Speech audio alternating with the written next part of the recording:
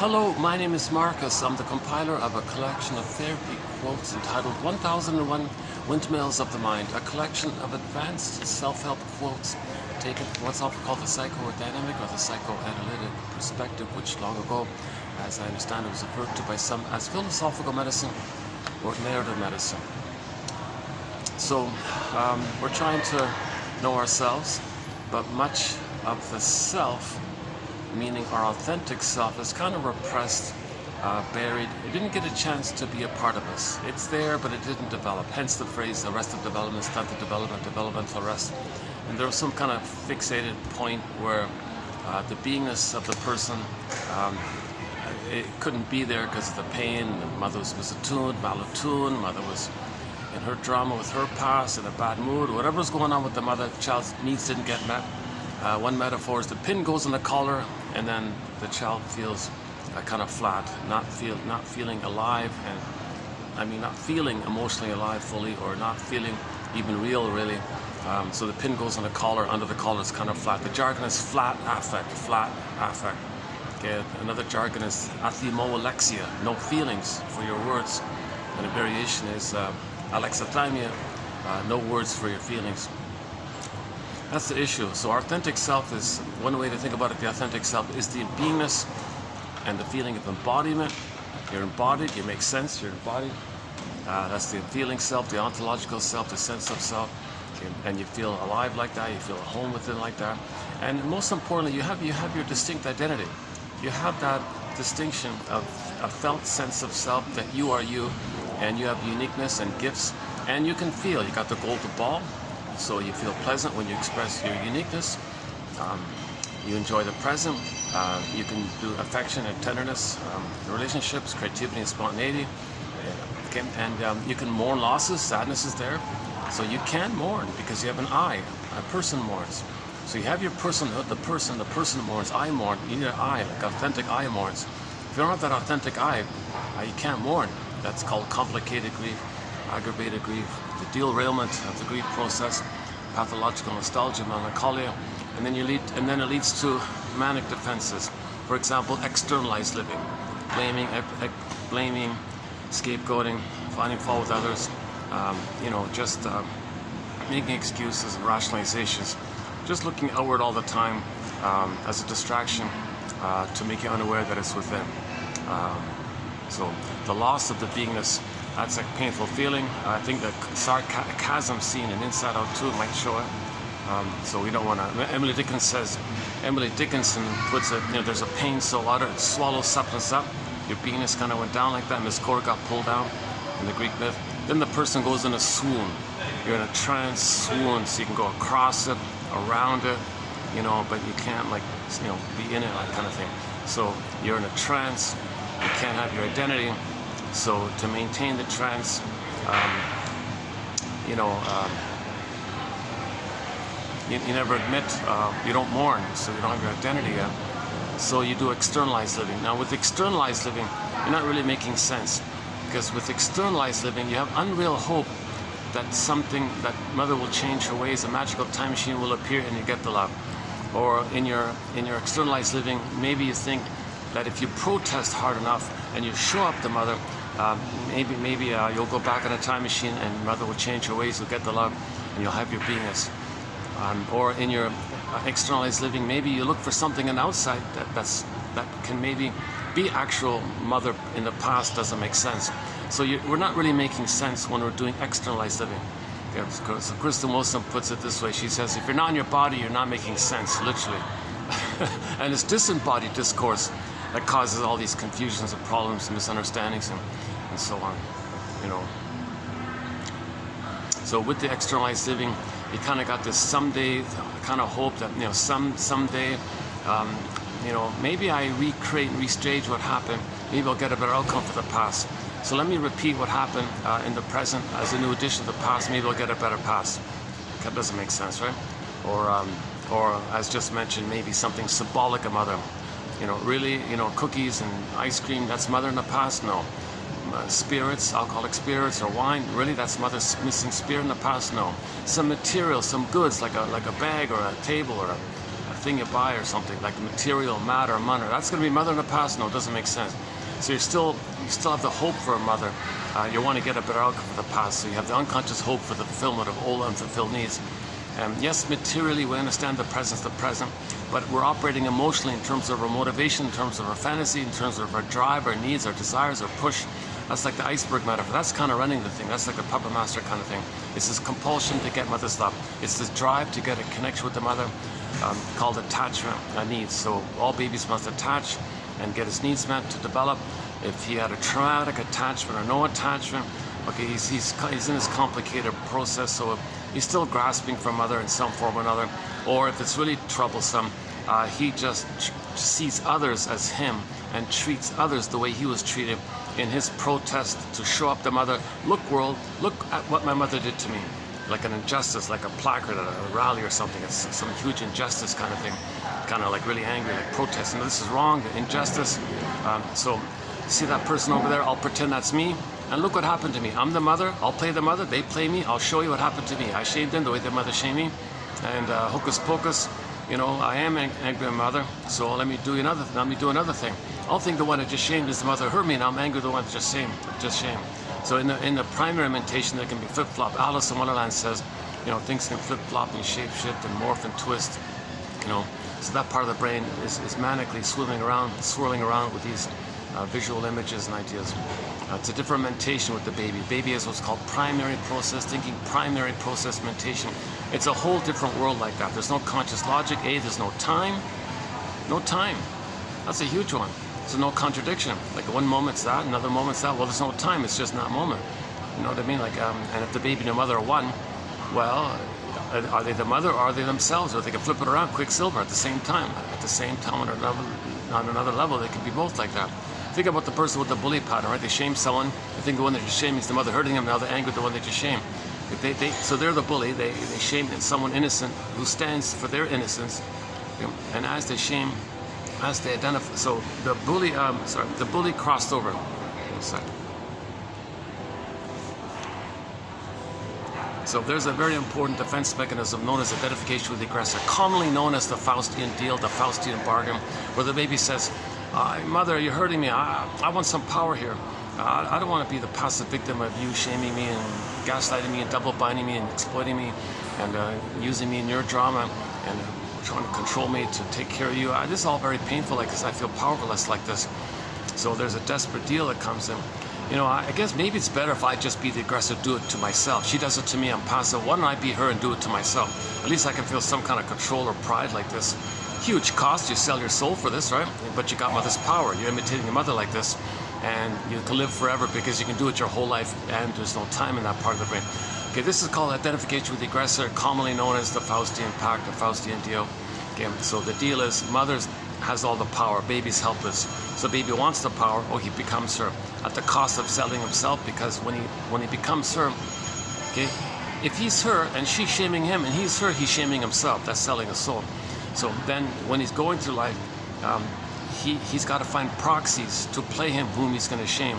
So to make him unaware that he's selling a soul, shaming a soul by shaming someone else who he thinks is him.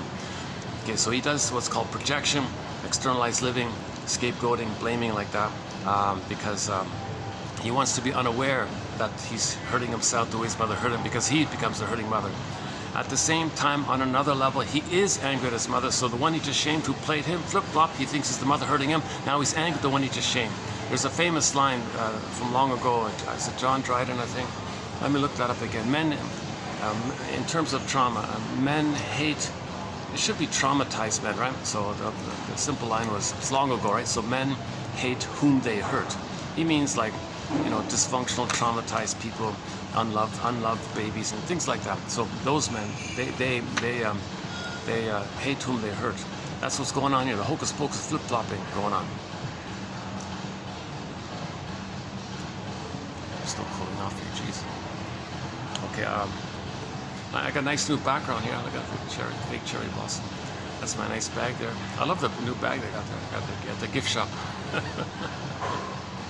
Okay. Plus, I want to block the people at the escalator. Because all this regular seats at the other side are kind of taken. see how it goes here. Yeah, my second time at this particular table here, like this. Second or third, yeah, or maybe third, yeah, third time. Okay, never mind that part. Okay, so we were just now talking about how if we don't have our beingness, we're not making sense. Woodman says if you don't have the feminine, if your feminine is wounded, your masculine is distorted, it's whacked. So the feminine term, jargon, is just a confusing term, but what they mean in psychology is it's your beingness, it's the beingness, like the moon, and like at night, your beingness, your presence, listening, being, you're there, like you're present, you're alive in the present, you're not necessarily doing anything, but whenever you do something, it comes from the presence, and because when you're present, you have your feelings, you have your golden ball, so whatever you're doing, from the beingness, it's going to be ethical, moral, virtuous, and everyone's better off like that. And when Riley in Inside Out 2 got back her beingness, she was embodied. Okay, she walks into a room, everyone calms down. The coach gave her a scholarship. We want her on the team, okay, because she's now in these battle fantasies, you know, injustice collecting, still battling with the mother, maybe treating the teammates as the parents or herself, and treats the teammates the way she was treated, or thinks someone slighted her. She didn't get narcissistic supply, so she's enraged. So she doesn't have that kind of energy where she's fighting with the mother and disperses it onto the team like that. She has her beingness, so everyone feels safe and calmer. They can think better. When you feel safe, you think better, so you become a better team. So she got the scholarship like that. So we want the beingness, because then you have your identity. You're reasonable. You develop. You can be creative, and you can be an adult. You can become an elder. You're generative, and there's mutuality. The fountain of love is there, and you can see people as people. You can be curious and wonder what's going on. And if other people are wounded while they're crying for love, well, you can be curious and see, well, it's coded. They're crying for love in a kind of coded way. You know, maybe they're maybe they're trying to show what happened to them. They're treating others the way they were treated. Or maybe the body shows this. You're curious about maybe the body symptoms. Every body tells a story. So you might be a little broader and curious and think what Robert Bly calls vertically, or three-dimensionality, things like that. So everyone loves their cry for love. So you have empathy. You see the third side of the coin. The third side of the coin holds the other two sides. Okay, go to our Route 66 quotes, 2599 to 51 down about that. Some of the best quotes in our collection come from Route 66. Can you believe it? Those 11 quotes there, in particular the first 5 about the third side of the coin. The albatross, the birth trauma one, the mask one. Those are great quotes, my goodness. Some of the best quotes. And you'll only find it here. Can you believe it? Anyway, you'll only, I seriously, you'll only find it here. No one bothered to write it out or print it out. Like I had to hit the, there was no, well, the version I had no subtitles, so I had to hear it and write it down, pause. What was that again? I backtrack and play it again. So I had to write out those 11 quotes by hand like that. So no one printed it. There was no transcript. I couldn't find any transcript, or there was no subtitles on the thing. I didn't see anyone talk about it. And those are some of the best quotes. You know, those script writers for those 5 episodes in particular. Geez, give them an award. Those are great quotes. So there was more of a respect and appreciation for the psychoanalytic perspective from the 40s and 50s and a little bit to the 60s. It kind of went under, it was always under attack, right? The Madison Avenue, the propaganda people, the PR people, advertising people. They don't want people to have self-awareness. So they crushed all that. Huh? The comic Psychoanalysis, they crushed it apparently. There was a comic called Psychoanalysis. Excellent, amazing. In 1955 it started. They jumped on it, they crushed it. So there was only 1 year out. And it was unavailable for decades.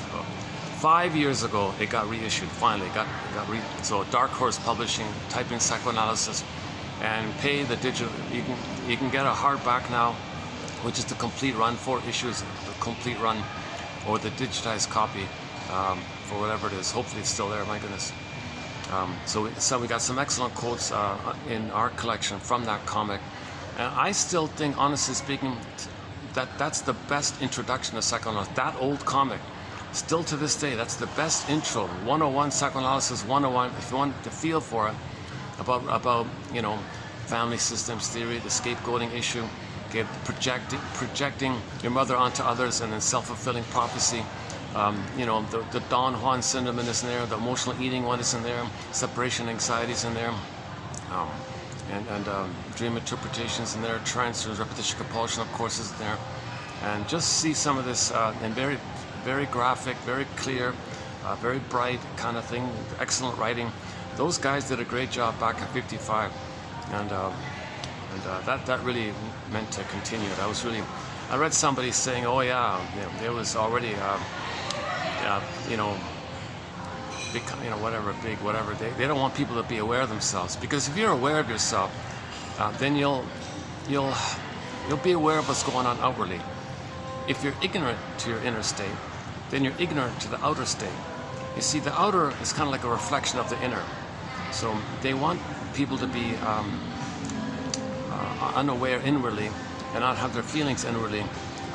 Then they don't know what's going on outwardly, and they don't have feelings about what's going on outwardly. Maybe like that. It's easier to control people if they're unaware of themselves, maybe, because then you can appeal to their fantasies, and you hook them in with their fantasies, and you can lie to them more easily. And they don't know themselves, so they're easily fooled or something. So somebody said that already in the 40s it was starting. In the late 40s, shrinks were having a hard time. Bergler, an immense contribution to psychoanalysis. Edmund Bergler, 24. I think he's a huge voice in psychoanalysis. But they squashed it, right? Somebody on YouTube made a video about that. Why don't we hear about him? And many even shrinks to this day never heard of his name. Can you believe it? 24 books, 300 papers. The #1 most prolific author of psychoanalysis, Edmund Bergler. You know, we've got a lot of great quotes in our collection. He's one of our mentors. We got a lot of good. He's got a lot of good metaphors. He's very good with pulling in literature to highlight a psychological point that he's making. He's one of the best like that. An amazing guy. Died in '62, I think. He wrote a few. And he was like well published. Like all the pop culture magazines would include his articles. He was interviewed all the time, TV, radio, TV. He was all over the place. Unfortunately, they squashed it. There's nothing. Not a single audio clip, not a single video clip of him. Nothing. At least with Karen Horney, there's one audio saved with Karen Horney. Masterson, you can find a little short interview on YouTube with him. There's a little snippet there, you know. Those are two of our other mentors. Well, we have several mentors. So Karen Horney and Masterson are also key mentors here in our collection, and we got others.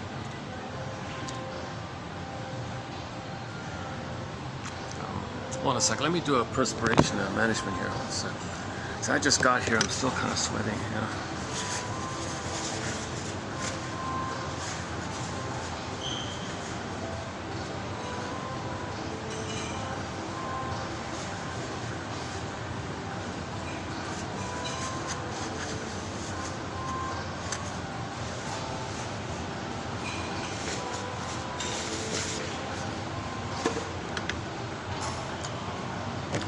Let me do this. Hold on a second.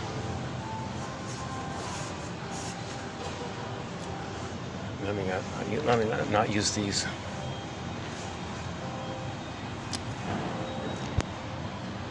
That's better. It gets a bit more breeze here.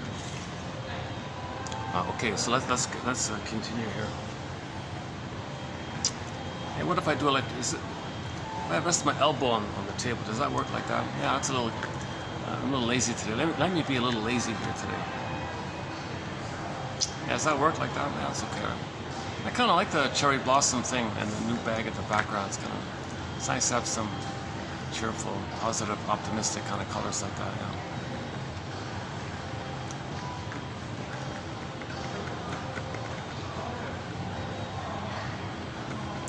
Yeah. Yesterday, we at this very spot we talked about Gabe's story from the Twilight Zone.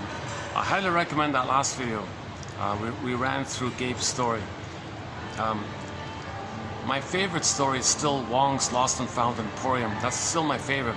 But in terms of a clear picture of what we're dealing with, it's simple, but it's kind of more clear. Check out Gabe's story. Okay, he tried to face the unconscious script. So he was tired of being dysfunctional because he was loyal to the mother. Okay, and he had the fantasy the father would guide him and protect him. That never happened. So he couldn't be autonomous because that means he'd give up the hope. And and he's loyal to the mother, so he stayed dysfunctional to prove his loyalty to the mother, because he whitewashed that she hurt him, and he's still waiting for her to love him. So she can't admit that the mother hurt him, so he's loyal like that. So he was dysfunctional like this, and he had like a daily dysfunctional life like that. Finally got tired of it all, and they showed you like a metaphor of what you can do. Okay, so you got to face the traumatic script. You got to confront this script. It's a stubborn script. It's a very demanding kind of script. But you got to decide, enough of this script. The script is like a puppet master, and the person's like a puppet. So you got to decide, I'm willing to cut the strings, okay, and be autonomous and develop my adult mind, and give up the hope that I'll receive mother's love, and give up the hope that I'll receive father's protection and guidance, and be yourself like that.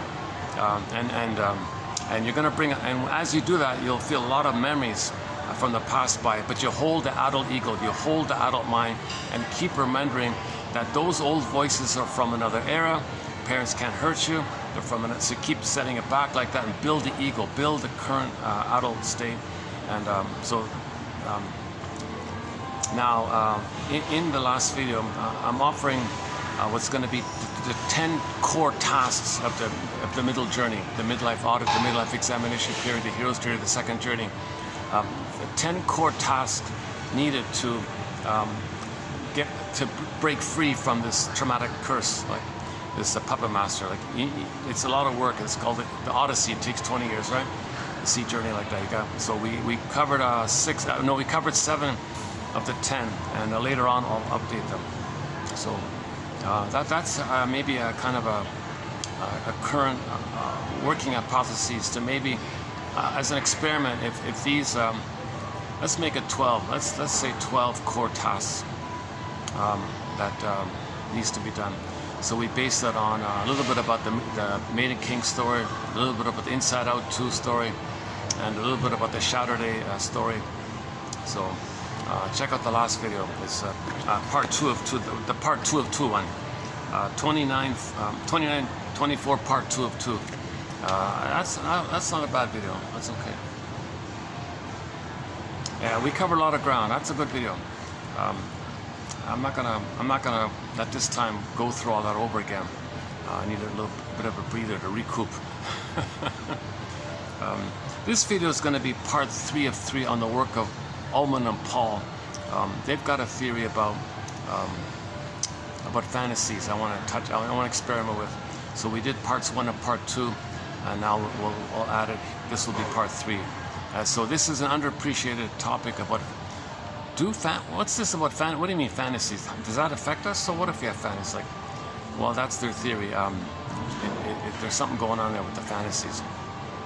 Somebody said, if that phrase "know thyself," you might be better off saying "know your fantasies," because there's a lot of your unknown self is connected to your fantasies, unconscious motivation, about unmet needs, about pain. There's fantasies around it, right? And fantasy about yourself and others, and this is still active like that. And so you gotta look at these fantasies, like the freezing parent, frozen child construct. Yeah, the child didn't get his needs met. Deer in the headlights froze up, froze the soul. Numb in the pin in the collar, numb. Exiled the soul, feels flat. Frozen child. Now the child still is childlike. He wants to save the mother, cure the mother, fix the mother, please the mother, cajole the mother, win the mother's love. What do you need, mother? You know, I gotta have a loving mother here, and you're not meeting my needs. Gee, did I do something wrong? Are you punishing me? Did I do something wrong? Let me fix you, mother. So I'll try to fix you. He can't fix the mother, but he'll fail. He feels guilty, debt. Always this kind of childlike idea. Now, if this is too pained, if this is way too overwhelming, he makes the Faustian deal. All right, fine. I'll find proxies who think innocently, and I'll be the one that says no to them. So he gives up on himself and finds someone to play himself and shame them the way his mother shamed him.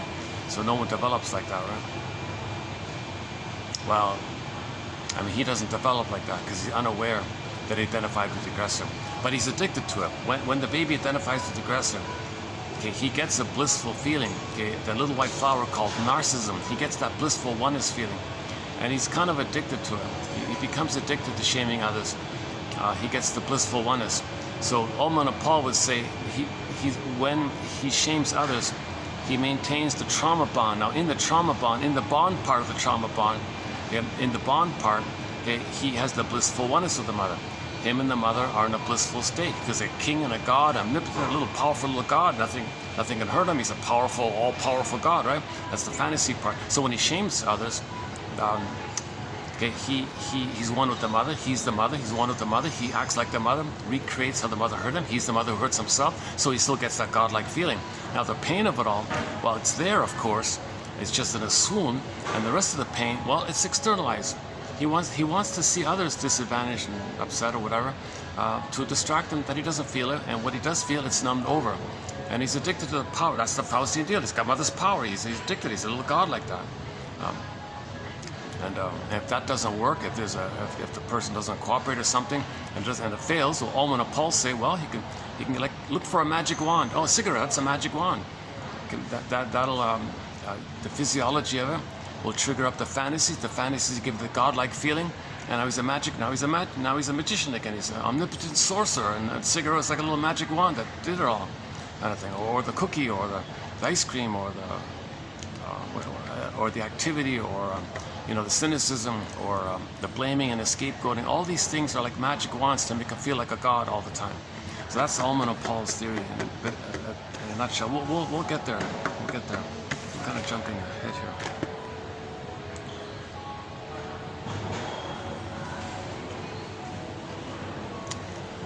Okay, hang on.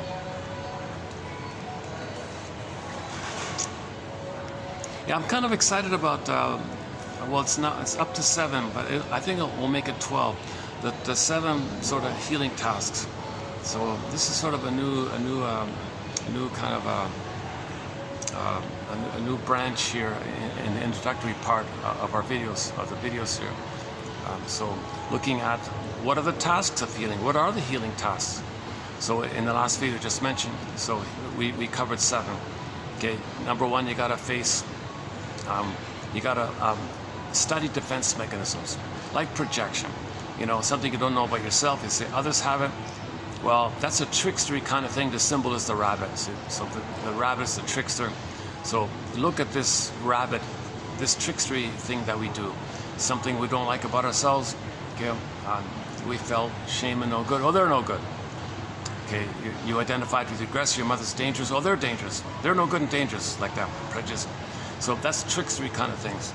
Or you wanna kind of recreate in the present some version of the past. So you want someone to play a role for you. That's also a trickstery kind of thing. Or sometimes you speak in flip-flop. So you have a certain feeling. You say you feel the opposite. It's called reaction formation or counterphobia. Okay. And then of course the double think is in there, and then the rationalizations. So number 1, study defense mechanisms. Okay, not just projection and project identification, but identification with the aggressor. That's a key one. That's a key one. The manic defenses, emotional, and all the things we do to preserve our narcissism or neurotic pride. Like looking for supply. Like you didn't get the oneness of the mother. You're trapped in the mirror. Baby and the mother are one. He didn't get enough love to get out of it, so he's trapped in the mirror, stuck like that. The breast and the baby are one. The baby thinks the breast is his possession, and it's still all him. He didn't get that. He's trapped in the mirror, so he's always looking for supply later on. So if the person does have the narcissism, they always feel the center. It's all about them. They're entitled, and they get supply. So they don't want to be fed by others and treat them like things, but get fed. So you got to look at narcissism. Narcissism is going to be a part of it, obviously. In the study of defense mechanism, the narcissistic defense, looking for narcissistic supply, because you have the hope that the supply can be mother's oneness back in the nursery. Does it make sense? There's the Iago pattern, the bully pattern, and the various different types of the narcissistic pattern, not just the familiar cookie cutter over one. You got the voyeur one, the clinging vine one, the turtle one, the passive aggressive one, etc. So you got to study the different personality patterns that take place when there's trauma prior to 18 months, and the various personality patterns post 18 months. Stingers and the clingers, kind of 2 groupings like that. And notice in the stinger camp, the humor is bitter, the dark humor, because others are you and you shame them, and you're addicted to that. So, and in the stinger mode, it's all jungle slogans, survival slogans, my greedy, your greed. You're operating out of the limbic survival brain. So all your slogans and rationalizations of belief are all kind of like jungle stuff. Okay, we're way beyond that, but that part of the brain, if you're traumatized, all the energy's there, then you create, your cortex creates beliefs to make you unaware of the hurt. So you believe these things to keep you unaware of the pain. Okay? So anybody with adversarial thinking, oppositional thinking, prejudice, this is all trauma, and these beliefs make you unaware of the pain of it, right? So when people believe disturbing things, my greedy, your greed, somebody said, I saw this morning, somebody quoted somebody or something about, what's it called again? They think we're still in the jungle or something like that. So any kind of jungle attitudes, okay, any kind of thing like that, okay, that means it's a belief that sounds maybe a little convincing and rational because, you know, well, we're mammals or something. Rationalization is something to confuse you and others. So there may be some kind of appearance of validity, but if you look carefully, it's not. It's meant to confuse you, so you give up trying. You feel helpless, and you believe it, and you don't want to know. You don't want to look carefully at it. So you create some kind of belief or rationalization, okay, as a cloak and a camouflage to hide the pain of the trauma that you're operating out of the survival brain, because that's where you are when there's trauma. Okay, so anybody with either/or thinking, adversarial thinking, okay, and all those stinger personality pattern thinkings, okay, that's trauma like that, and the beliefs cloak it. At the same time, it's code for it. It's telling you it's there. So for more on this point, Arthur Janoff's book Beyond Belief, he does the thing about the cults there. He really spells it out when he talks about these cults, stuff like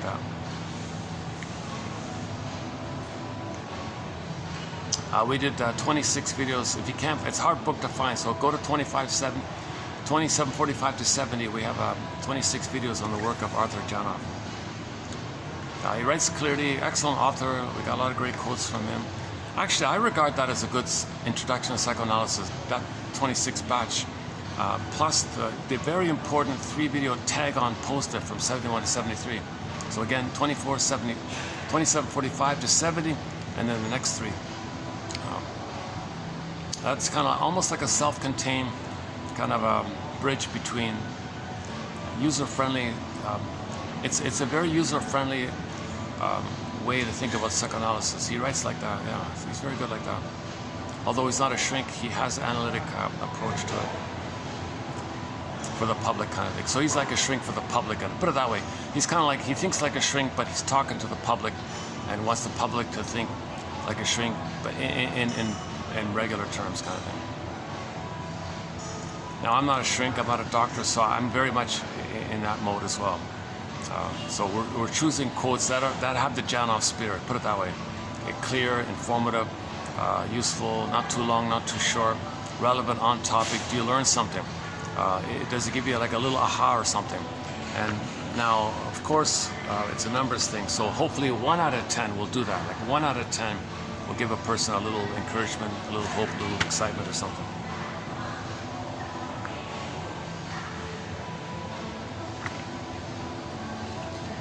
So for last time I was here, there was a guy sleeping behind me, okay?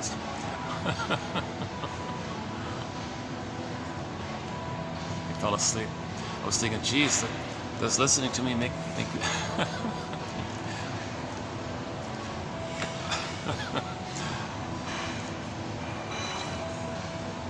Well, maybe if you're having trouble sleeping, put this on, I don't know.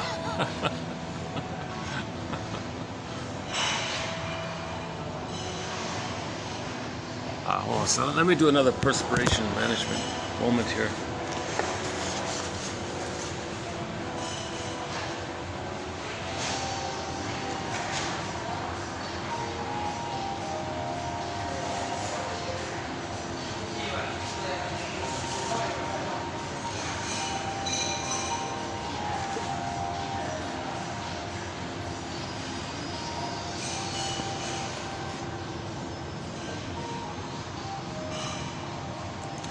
So let me just quickly name the 7 parts, not run through the complete thing.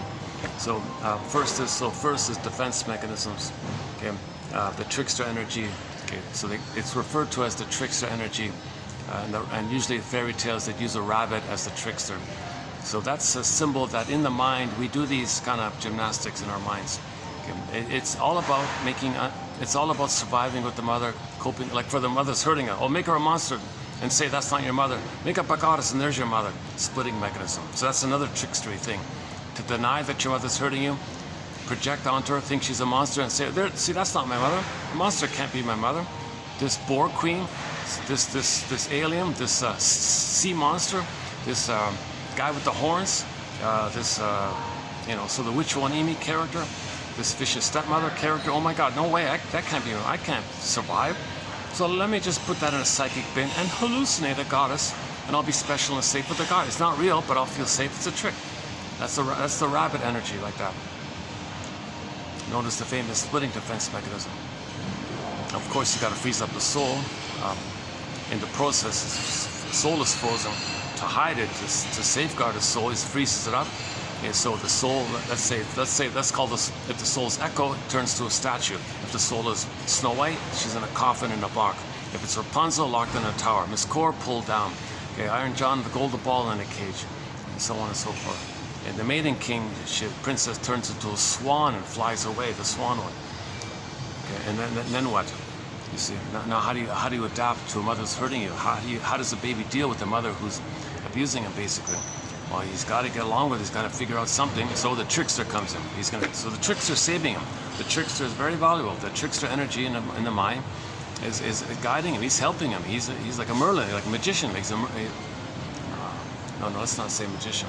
It's just a symbol for the activity in the mind called defense mechanisms. Maneuvers of the mind, operations of the mind, tricks of the mind, like that. Tricks, like trickster, rabbit, tricks of the mind. So it helps them to find some way to get along with this misattuned, impaired mother who doesn't have enough love to give, because the mother doesn't have the capacity to love. Why? Because she doesn't have the psychic structure to love, i.e. differentiation. She doesn't have an I to love, like I love, like she doesn't have that I, so there's no love because no I, no love kind of thing. So she can't love because there's no I. The mother has no I, her authentic I, I mean. Yes, she's got the false persona, defensive stuff, this neurotic stuff, this defensive stuff, but that's all based on pride and supply and entitlement. It's narcissistic. Okay, that's not an I. The false self, there's no I. There's an illusionary I. It's not an authentic I. In love, there's got to be an authentic I. So when we say I love, obviously we mean authentic I love.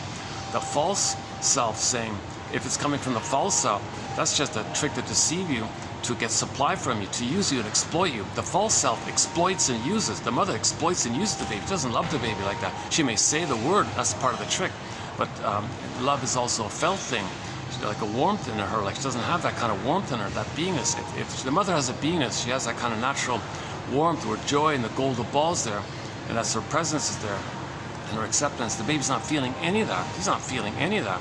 She's being attacked by the mother. Mother's using him and justifies him. But baby, you take care of me. Oh, baby, you don't like me. You're my mother. I fight with you, baby. Like this battle like that, that's not love, no matter what she says, you know.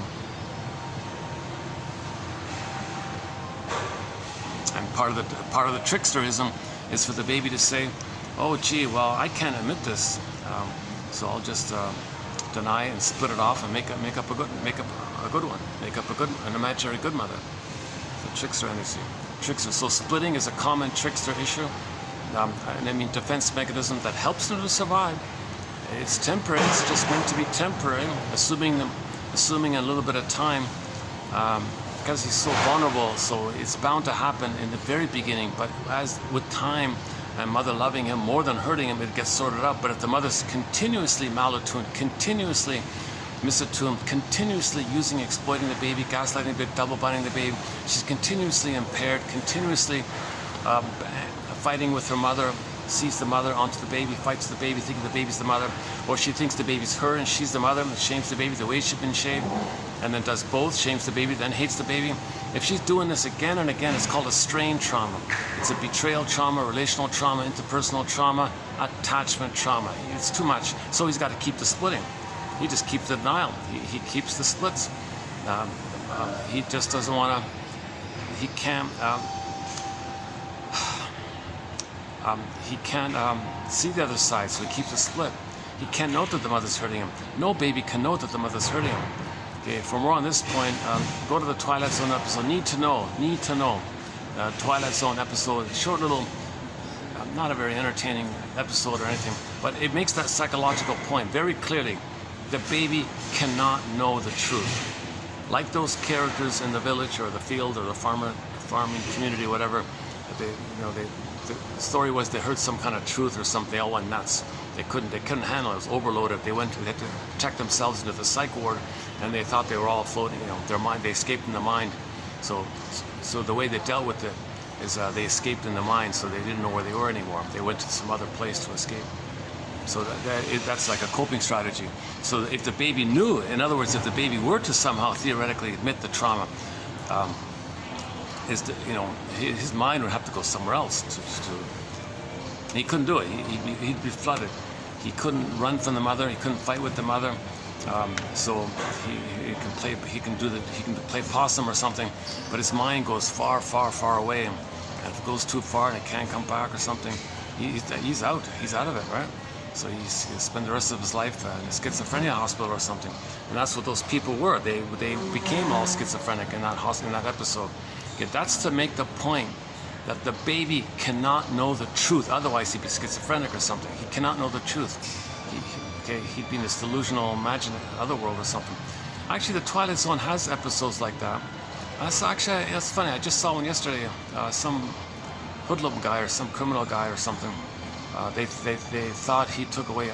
He murdered a police officer, and he didn't. But they were abusing the guy and trying to get a confession out of him. So while they were torturing the poor guy, his mind went to some other fantasy land. He became schizophrenic and some delusional thing, and he made up this whole delusional thing to compensate, like fantasy wish fulfillment, to keep him alive like that. So it kept him alive like that, but they were attacking him. He lived in that other world. And finally went too far. He was out of it permanently, and so he was in a lifelong coma until he died. So they murdered the guy basically. The police murdered this innocent guy in their attempt to get a confession. They didn't believe he was innocent. Very disturbing episode. What's it called again?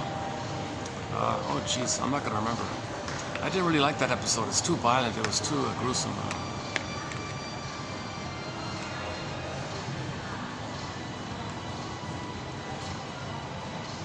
No, I don't remember.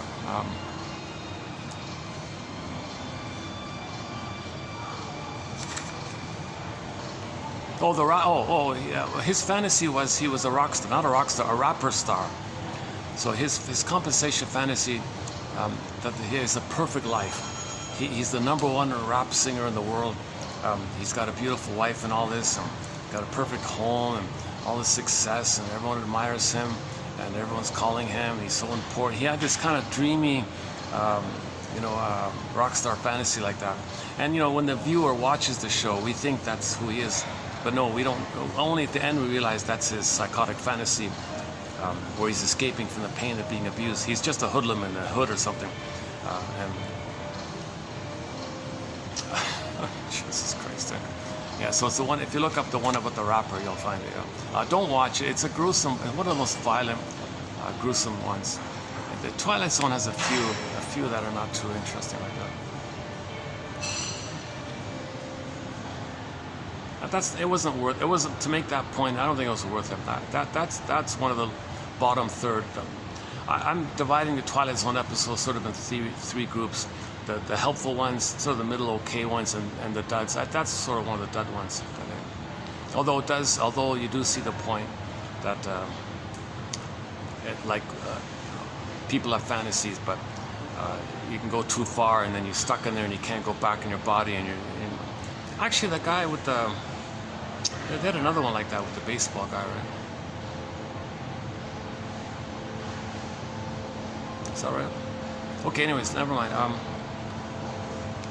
Need to know, right? Need to know. So the baby can't know.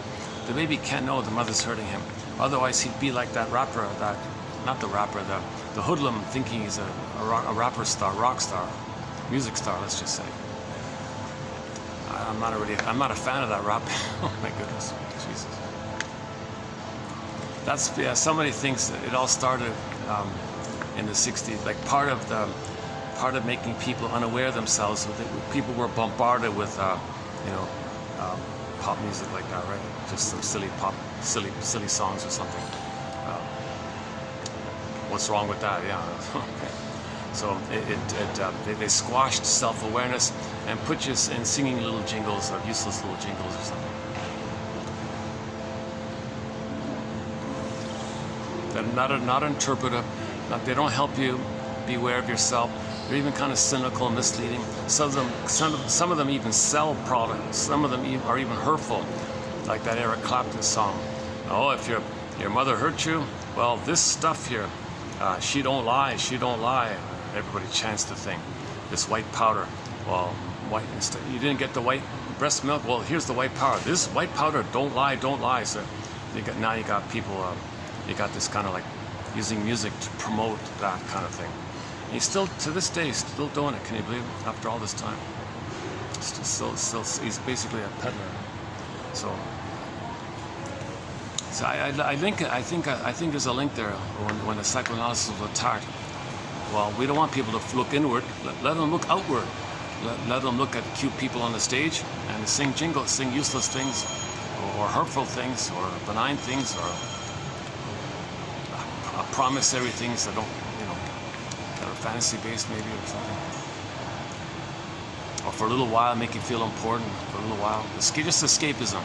Don't look inward. Just escape outwardly, but don't look inwardly. Ironically, rap might be a little bit of a reaction to that. Like it may be like an angry reaction to the nonsense music from, post 60s or whatever. Now, I like some of the. I have a lot of good. I like this classic rock and folk. Like I'm drawn into a lot of good songs too. Recently we played Farron, the folk singer Farron. Recently we closed a video up with Farron's song Ain't Life a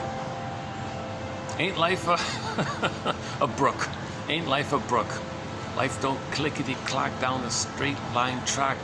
You come together and then you come apart. Just a typical breakup song. She thought things were going well in a relationship. It broke up. Oh, ain't life a brook? Twisting things. Unexpected things happening. Ups and downs in life. Ain't life a brook? Farron, yeah, good. Farron. She's referred to as an indie folk queen. She's totally independent, like a folk music, and she's on her own like that. Lives in the woods, apparently, alone in a wooden hut or something.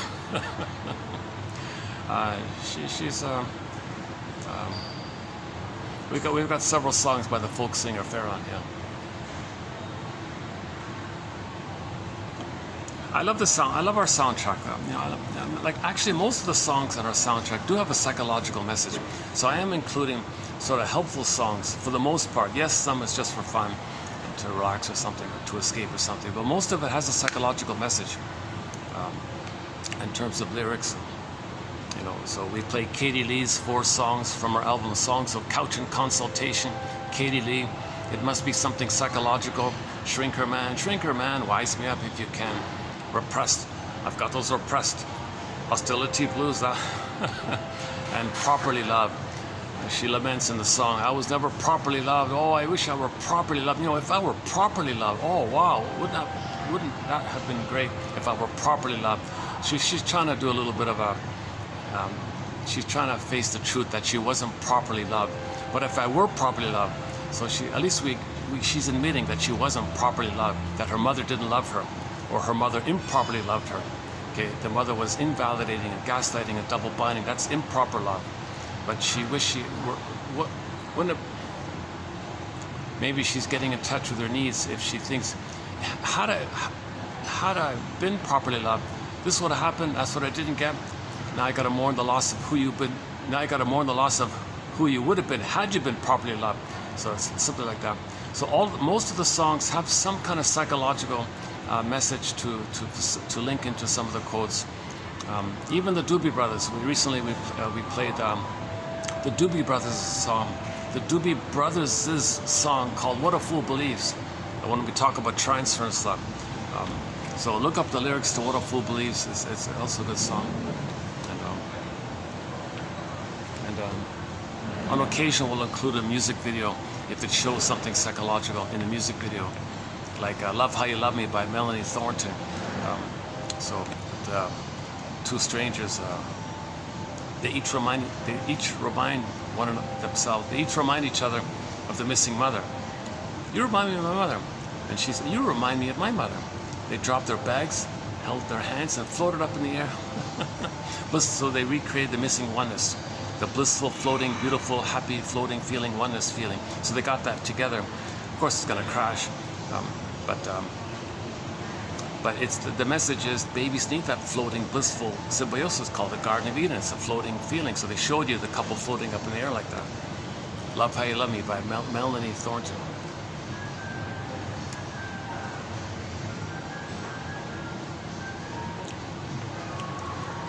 Now I'm including world music songs, so I don't know the lyrics to those songs usually.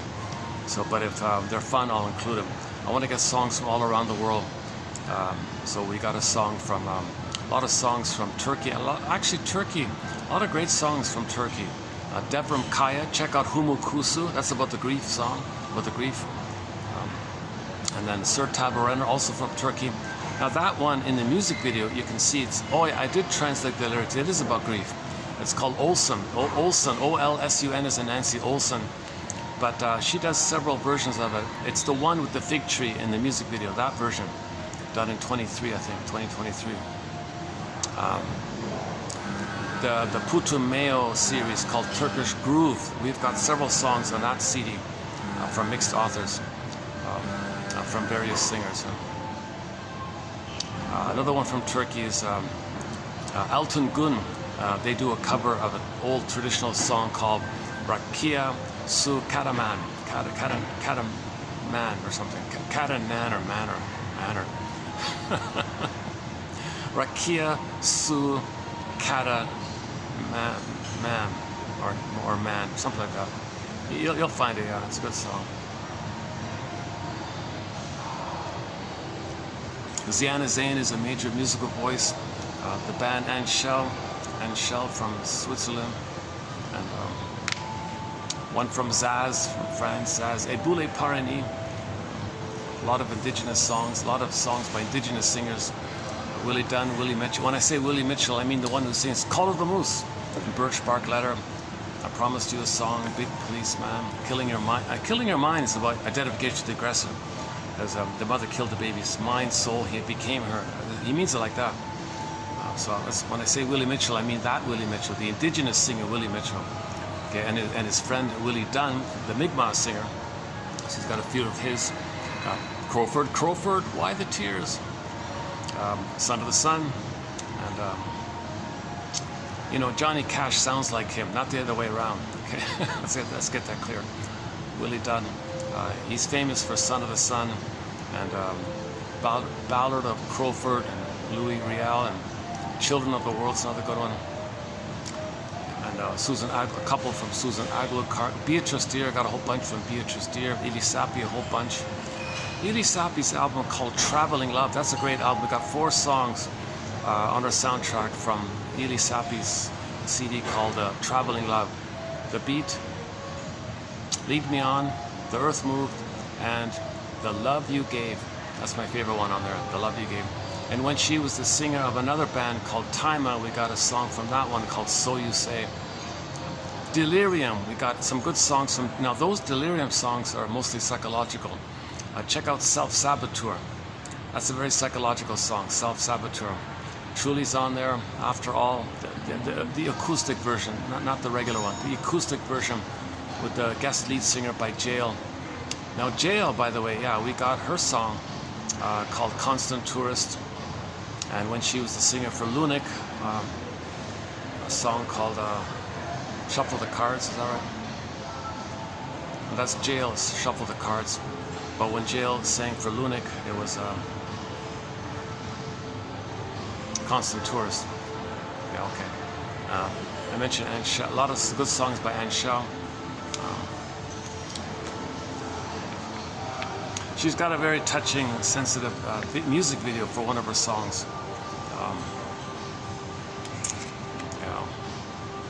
And so she's got one music video with a guest cartoonist. I won't talk about it now, but that's a tough one, yeah. But she's got a lot of fun songs. Betty's Garden is my favorite album. But she's got songs from her, she's got 7 albums, like Hayfield and after Borderline. Like a couple's on the borderline on whether they're going to stay together or break up. She means it like that. Calling All Angels. A song about an interesting woman named Betty, just simply Betty. The album's called Betty's Garden, right? Oh, the album's called Betty's Garden. That's with the green flower on the front. That's a good album with a few good songs on there. And then, okay, then the classic rock. That's a whole, you know, there's a lot of songs from classic rock on there. Triumph and, oh boy, Dan McCafferty's in there. Street Heart, oh my God, Street Heart. Kenny Shields was the singer for Street Heart. Star, Storyteller, What Kind of Love Is This, and so on. Hollywood's in there as well.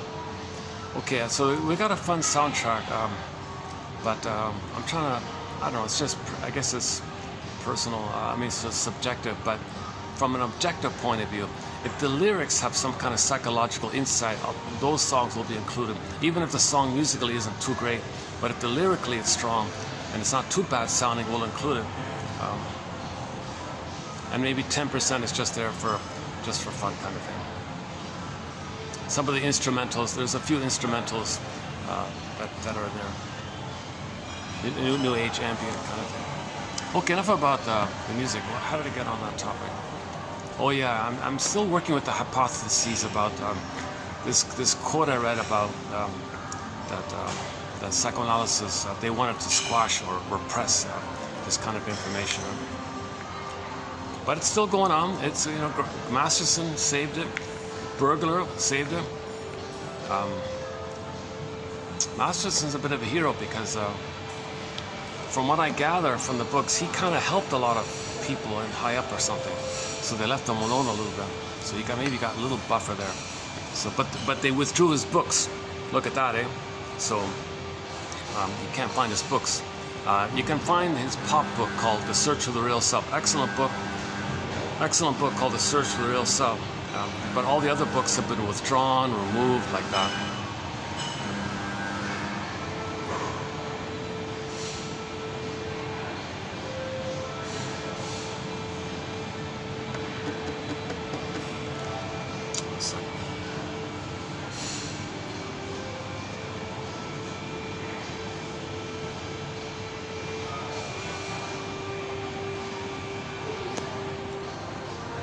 Okay, so I was just in the middle of just outlining the 7 healing tasks as I currently understand it as a working hypothesis to see if it's a helpful construct or not.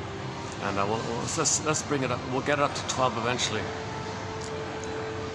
So one is study defense mechanisms. Okay, so there's a book called Mental Mechanisms by Laughlin.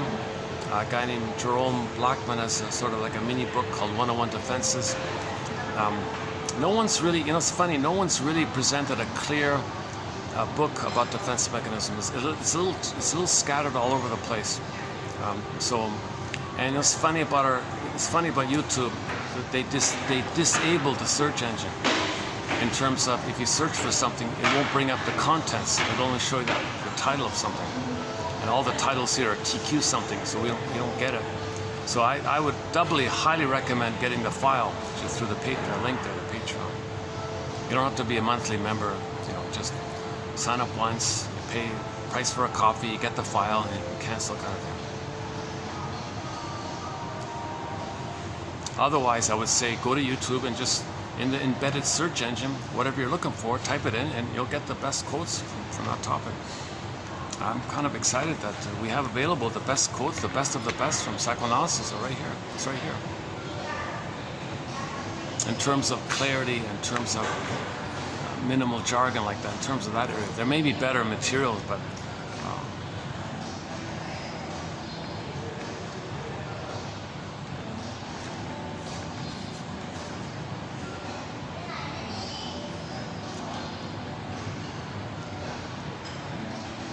and I'm always cycling around to see what I missed, so spinning things around a bit, right? Like the Ulman and Paul book, I saw that book a few years ago, and it was a little interesting. I didn't really get too into it or something. Okay, okay. I got the superficial gist of the idea, but I didn't feel the impact of it really. And now I recently discovered it again. Okay, now it's making a little more sense. So now I can identify the best quotes there. So we'll get to them coming up here. Their book is called Narcissus in Wonderland. Narcissus in Wonderland. So I'll clarify what that means in this video later. If the baby thinks he's a god, he's a narcissist in wonder, his own little bubble, his own little world like that. He's in his own little bubble wonderland, where he's a little god and everything serves him. Everything's about him. He's the center, he's entitled, he's in a wonderful land place or something. He's a king and a god, maybe a little bit like that. And he's in a blissful state. No responsibility. He's entitled to receive, dumps the waste. Okay, mother takes care, placenta, and then the mother takes the placenta first the placenta, then the mother's soothing, takes care of it, and through the placenta, the center vein sends the food, oxygen, everything he needs, and then after birth, the breastfeeding and the holding, and the maternal containing, and the rhythm of safety, and the warm embrace, and the natural feeding feeds him. Not just milk, but the emotional experience and the memory of mother being there for him, seeing him, hearing him, recognizing him, accepting him, soothing him, all this attitudes and mother's presence, he can be present to himself. If mother soothes him, he'll soothe himself. Mother's recognizes and understands him, he kind of has that capacity within himself to understand himself, and so on.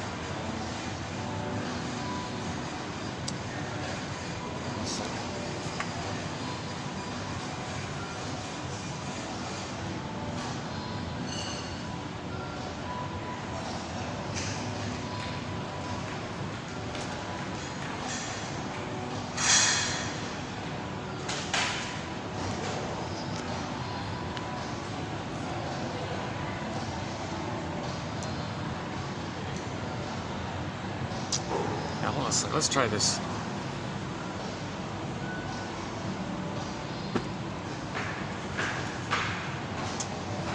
Boy, I guess I'm feeling, maybe I'm not that energized today. Maybe I'm feeling a little, I'm having a little bit of an off day, so I'm not fully energized today, but let's see how it goes. Okay, let's finish up with the 7 that we have so far. Okay, so i.e. the rabbit stuff, the rabbits, let's just call it the rabbit. Okay, now it's rabbit and duck, it's rabbit and duck.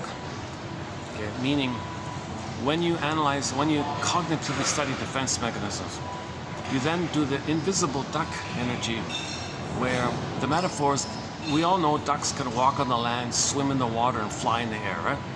So when you study defense mechanisms, you're meant to make the unconscious conscious.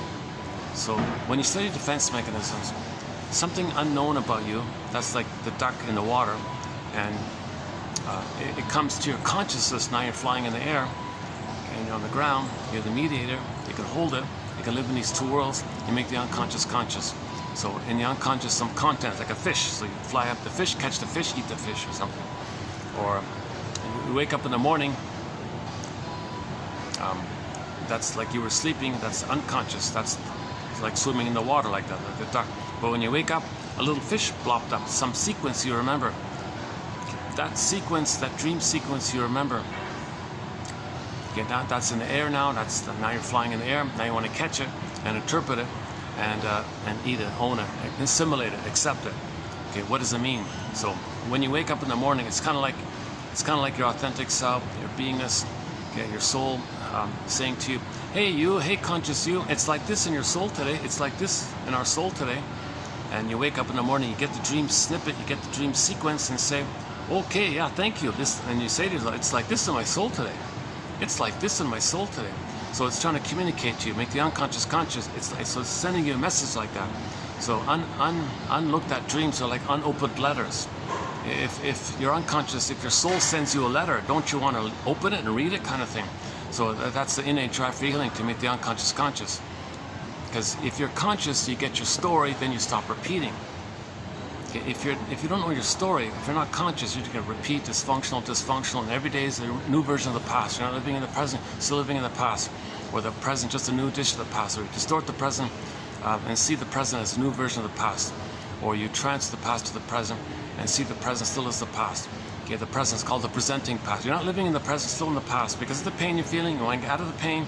So all time is that time. While yes, materially you'll know the present's the present, but you're twisting it to create a new edition of the past, and your attitude and your real motivation is about the past.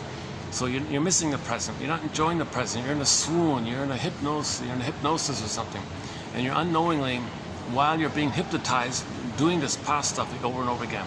So you're going to recreate in the present some new edition of the past, hoping for a better past. Okay, so that's like that, a little bit like that. Okay, so when you wake up in the morning, get a little dream sequence. Just validate that there must be a very good reason for you to receive this dream sequence. Okay, what's the most interesting thing about this dream sequence? What's the hardest thing about it? What's the most confusing thing about it? Or what's the most annoying thing about it, or disappointing thing about it? Like, just validate that you must have a very good reason for it. I must have a very good reason for getting this sequence. Whatever it is, just say, okay, I accept it. Then you take the dream sequence and then free associate. What does this remind me of? What does this suggest to me? Knowing that the unconscious is trying to reveal up to you a certain theme in your life, a pattern that you're not aware of, a feeling that you're afraid to feel, okay, showing you your psychic structure in terms of what fantasies you have to get your homeostasis, like that. It's trying to communicate to you something about you. It's trying to make the unconscious conscious. TTAQ, give the dream sequence title, theme, affect, question. Just work with it a little bit and leave it alone. Okay, and then just bit by bit try to make the unconscious conscious. Okay, so maybe you notice a certain theme in your life that's coming to you, a certain dysfunction in your life is coming to you, a certain fear in your life is coming to you, a certain place of knowing where you get blocked is coming to you, some wrong thing on your end is coming to you, something you're creating is coming to you, or your anger is coming to you maybe. Your projections are coming to you. It's trying to make the unconscious conscious. Just see what you can do. It's just every day you'll get a dream. Just do a little bit. Just what does this remind me of? Free associate. Say what comes to mind. Make a note about it. That's good enough, kind of thing. Gentle awakenings, quiet awakenings. Okay, so number one is when you study defense mechanism, the rabbit, inside is the spirit of the duck, where you make the unconscious conscious. Because the rabbit's doing all these trickstery things, right? So you want to be aware of it. That's the duck one. So they're kind of together like that. In the fairy tale, Maiden King, the story was the protagonist found the rabbit and then it morphed to a duck. So if you accept the rabbit, you can then go deeper and realize the duck inside. And the duck's the metaphor that we live in two worlds. So we got to live in, i.e., make the unconscious conscious. Okay, that's number one. Number two, dividing the seeds. So Baba Yaga gives the protagonist a mountain of seeds and says to whoever, Vasilisa or whoever it was, or Ivan, or I forgot which one, divide the seeds. You got to put them in two piles. What does that mean? Okay, that's symbol that when we're healing, we need to discern and distinguish between authentic feelings from the beingness versus the sensations of the limbic system. Can you distinguish between these groupings of feelings? So now you go to Inside Out 1, the first one, 9 years ago. Okay, they showed you the two seeds, the two groupings of feelings. So joy and sadness represent the primary beingness feelings. Joy and, those are the authentic ones you want to find.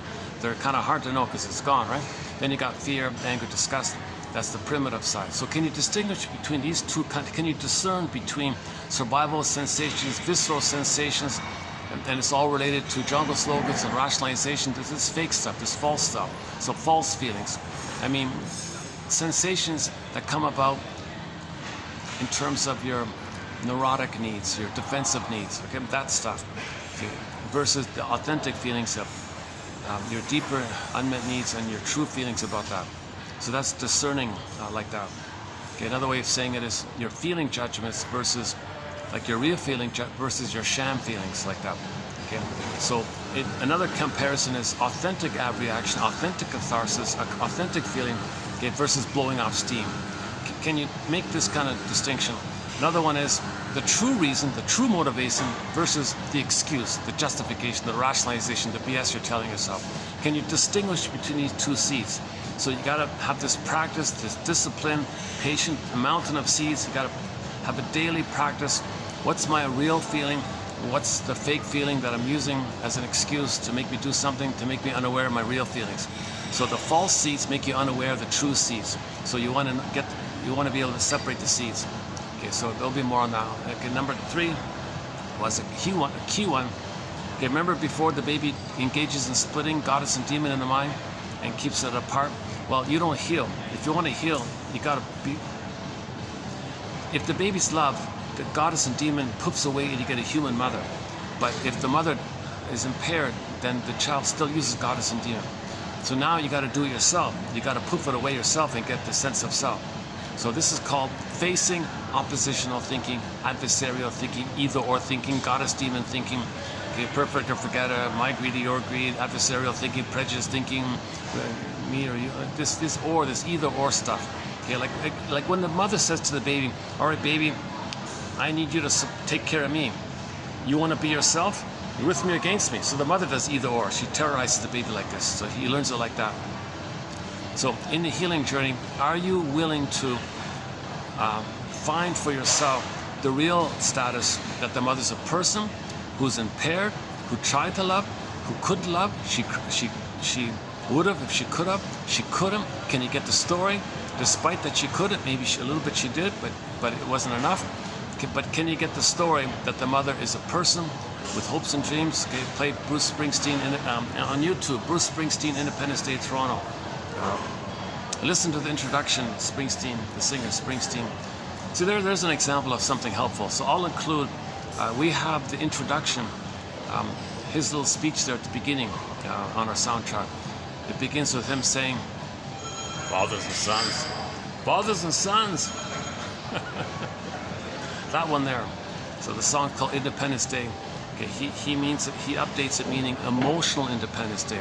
Emancipate yourself from mental slavery. Bob Marley.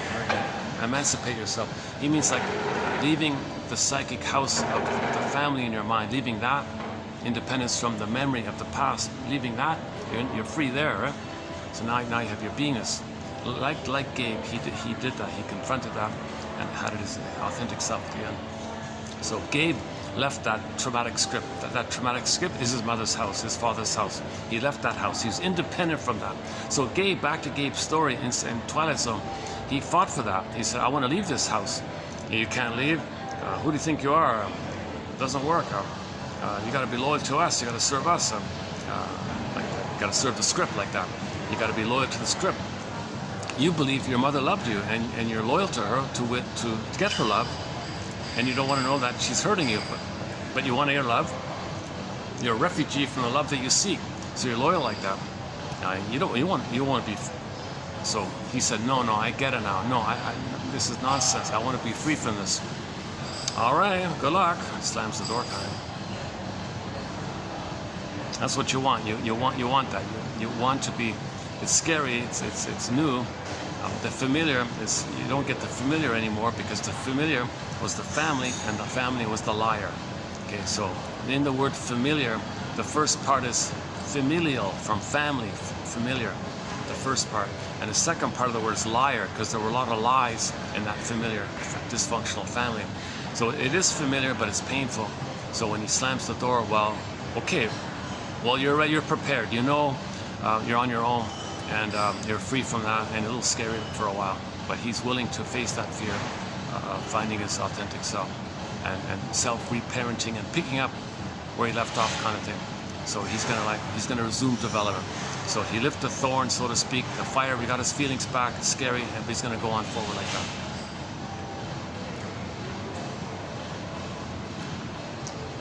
And it's okay. You're okay. So far, so good.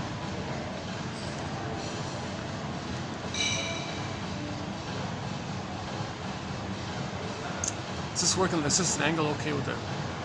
Holding it like this? I can tell.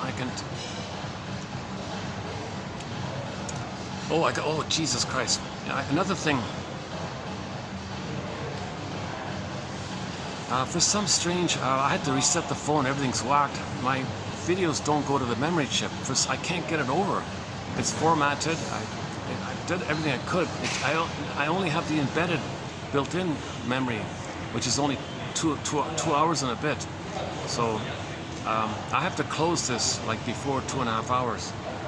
And maybe I'll do that and then just launch it to a part 2 kind of thing.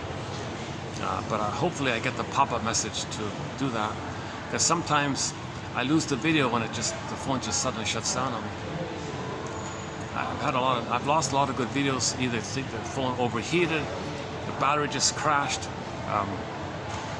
or it suddenly tells me there's no storage. What do you mean no storage? I've got a memory chip in there, but it doesn't. Now it's not compatible for some reason when I reset the phone. What a mess, eh? I tried to. I made a mistake of. Okay, never mind. In the end, I had to reset the phone, but I lost everything, like all the apps. It was a clean slate, right? I lost everything, and I forgot some of the passwords. Oh my God! I'm trying to. Jesus.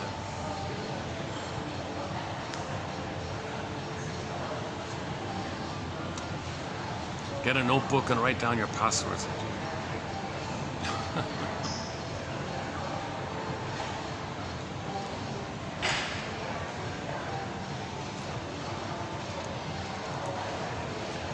Okay, this one about transitioning and graduating out of infantile paranoid mode of either or, okay, adversarial either or, jungle slogan, prejudice, okay, schadenfreude is there, greed is there, envy is there, spite is there, vindictiveness is there. Okay, all that's all either or stuff. This revenge stuff, this schadenfreude stuff. This is all either or stuff.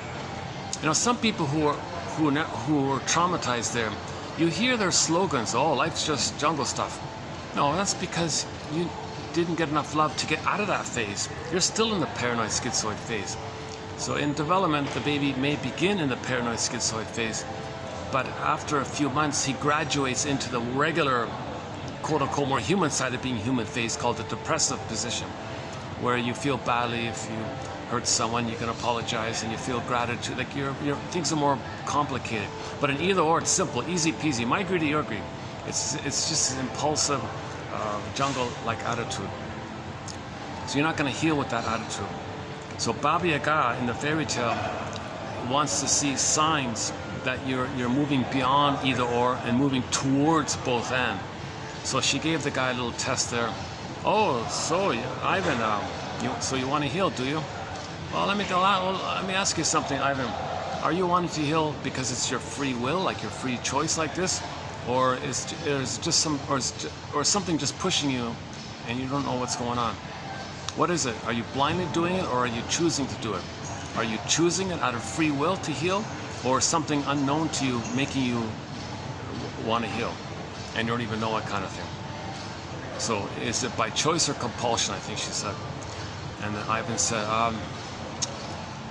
I want to heal it's because it's 5% my choice, but 900% by compulsion. Okay, so the test indicated some sense of he doesn't think in either or terms, some kind of both and is. So it was a simple kind of test. But in daily life, when people think in either or terms, adversarial thinking, oppositional thinking, black or white thinking, idealized, devalued thinking, okay, not seeing the third side of the coin, not seeing people's positive intentions for the motivation, not seeing that they're traumatized, not seeing that maybe their brain is damaged. That's a new one for me. I saw this morning a little clip from a documentary. There's a show called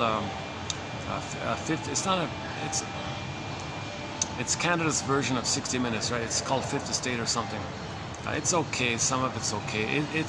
It's controlled opposition. It makes it sounds pompous and important, but it's really misleading you a little bit. It's a bit of a red herring what they're doing, and they're omitting important things. So I just saw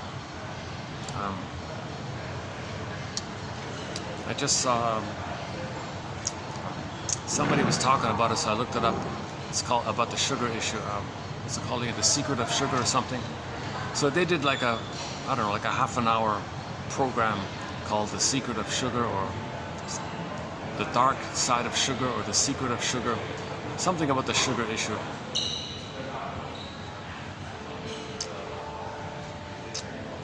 And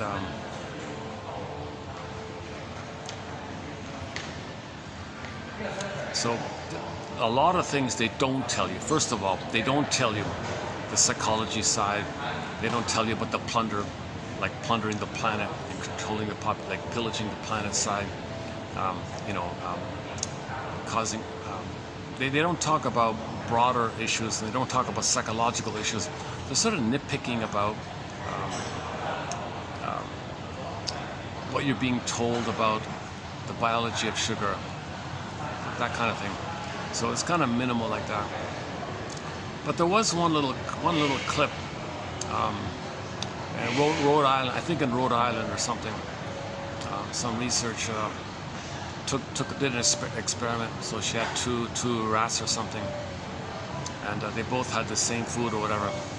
But so rat A or guinea pig, was it guinea pig? No, it was like a. It wasn't like a street rat. It was like what a child might have. What do you call those things?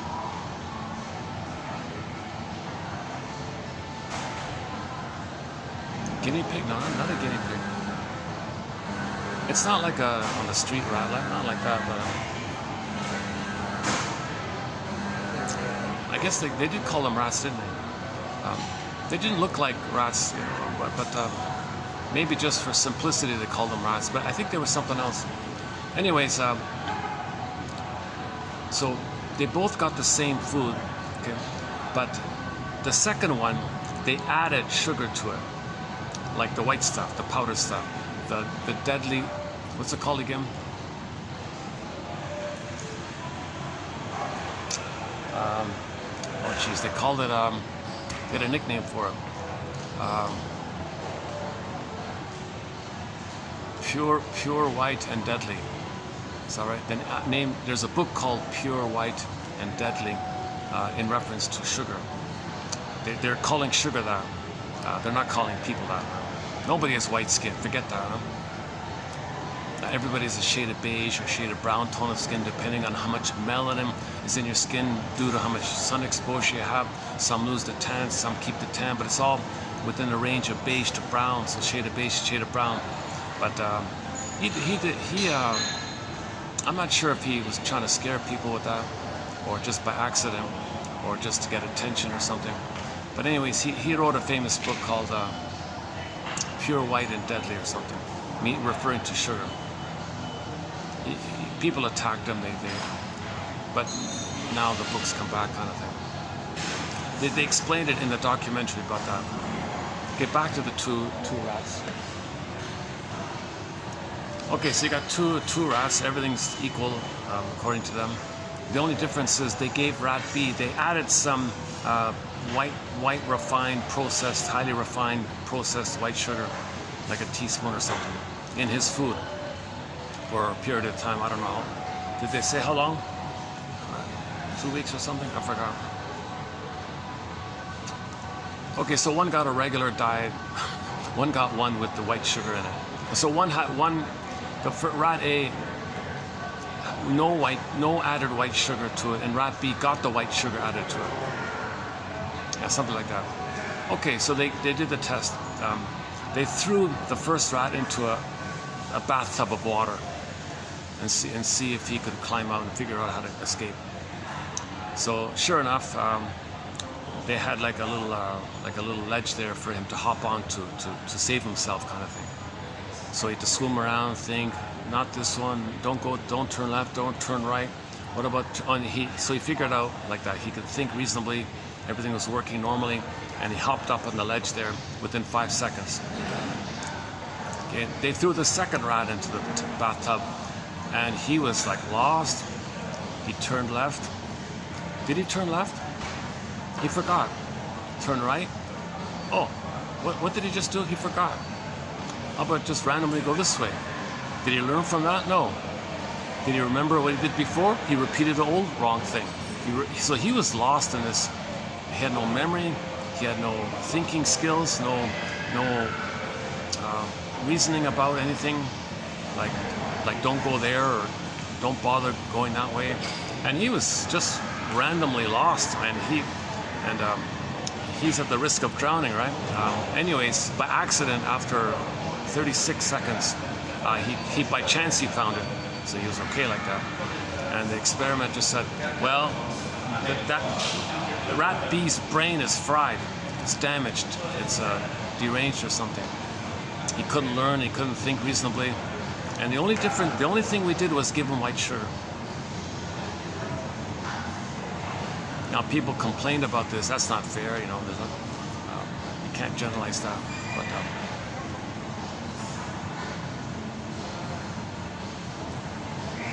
okay, so in one of the 7, we have to get your parents' story. So if your parents have a learning disability, they don't like to read or something, or they don't remember, they don't think critically. Maybe look at their childhood. Did they drink gallons of soft drinks? Did they gobble up liter after liter of soft drinks? Maybe the brain was damaged. So that's part of getting your story, right?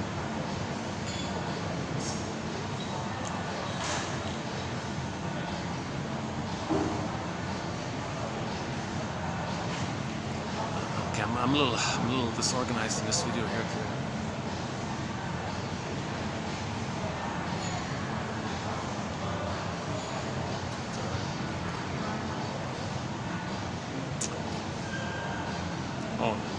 Try not to get people on the camera on. Yeah, yesterday there was a guy sleeping in that spot there.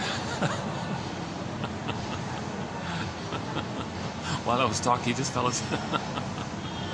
And the first time I came here, there was a guy that turned out to be a little drunk or something, another guy.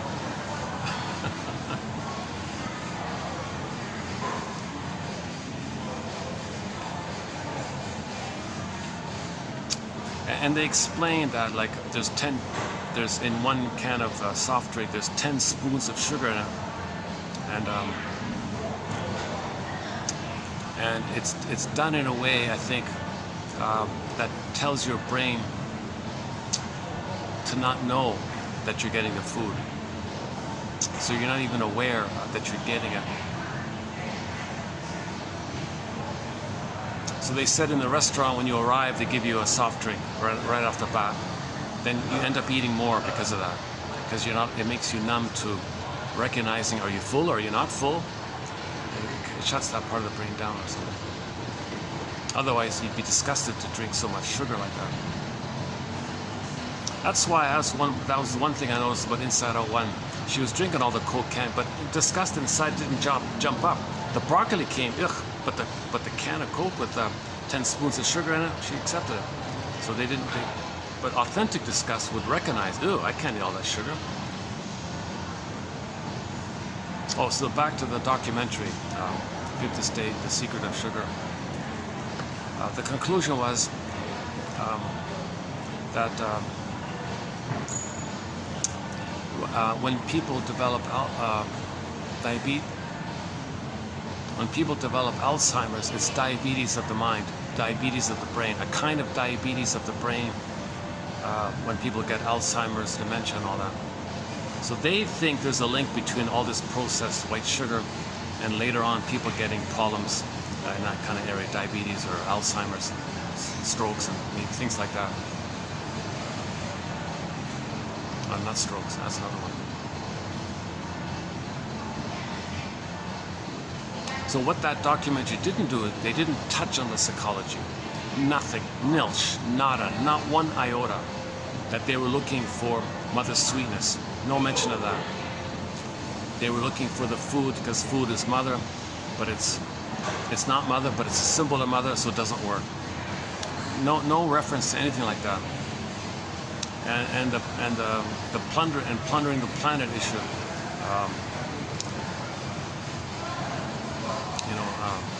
spreading processed sugar on the planet to make people have illnesses earlier. They can talk about that kind of thing.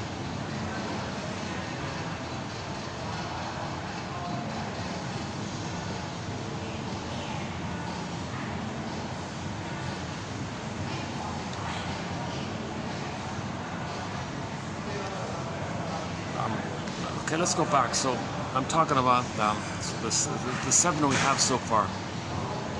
So one is steady defense mechanism and the duck spirit of making the unconscious conscious. Like when Rapunzel when you pull up the radish, the rampion, Rapunzel from the witch's garden, and you take it over the fence and integrate it, that's making the unconscious conscious. Something about you don't know, it's in the witch's garden, under dark shadow, don't know. Something about you don't know, it's the unconscious. Okay, witch is there, that's your mother hurt you, so she's a witch, but you got up. And because of that, you lost something about yourself, so you want to get back, okay, what belongs to you and take it back. So unconscious, conscious, like that. Okay, number 2, divide the seeds. Okay. Number 3, graduate. Find the third side of the coin. Okay, find the golden mean. Find the middle way. Find this vertical, 3-dimensional, more realistic, more reality-based perspective that we're wounded. We're all members of Homo Traumicus. We're all one family, from the same family. Jane Elliott says, on average, we're all still cousins. So if some cousins are disturbed, well, look at their brain trauma. Maybe they had too much sugar as a baby. They couldn't learn or something. And if they had too much sugar as a baby, that means the mother didn't give them sweetness. Now you look at the psychology side of it. So mother rejected him.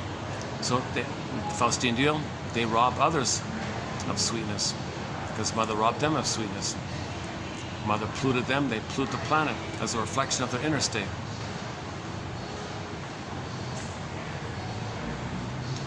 Okay.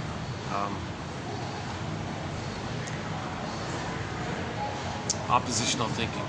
So Baba Yaga is testing you. Can you find the both and in a situation? It's always both and. Okay, even whatever either or you think it is,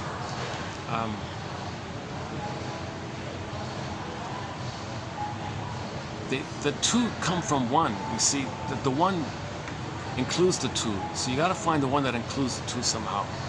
That's a tough one. We got a lot of quotes about it. Like for example, splitting precludes mourning. Okay, you don't get your beingness. Okay, you don't get your sense of self if you maintain the splits. If you think your mother's an imaginary goddess or demon, there's no person. You can't have yourself because there's no mother. So you need a mother to leave her, to be yourself. So you gotta forgive the mother by understanding, and you resolve either or thinking. So when you resolve either or thinking, you're gonna feel sad. You get your identity. Okay, so when you admit the truth, if you're sad, the sadness links to your identity because somebody's got to feel sad. So if you can get the story, you'll feel sad, and then you get your identity. Then you resolve either or thinking. It's a both and. They didn't mean to. They're hurt, but the truth is they didn't love the baby. There's a little sadness by that. Then you can be free from that. So ultimately, you got to say your mother didn't love. My mother didn't love me, and my father didn't protect me. That's a real sadness like that, but you can be free. You can get your birth. You can get your identity. You can distinct and be different. Because if you whitewash their crimes, you're loyal and you're waiting for father to save you. You're waiting for mother to love you. You're still dysfunctional in some way or another in terms of still keeping the old hope like that. Okay, let's go to the 4th one. You got to face this issue of the someday. Okay, so the Saturday story has the healing journey in 7 parts, with each part named after the days of the week. Someday, moan day, dues day, wound day, thorn day, free day.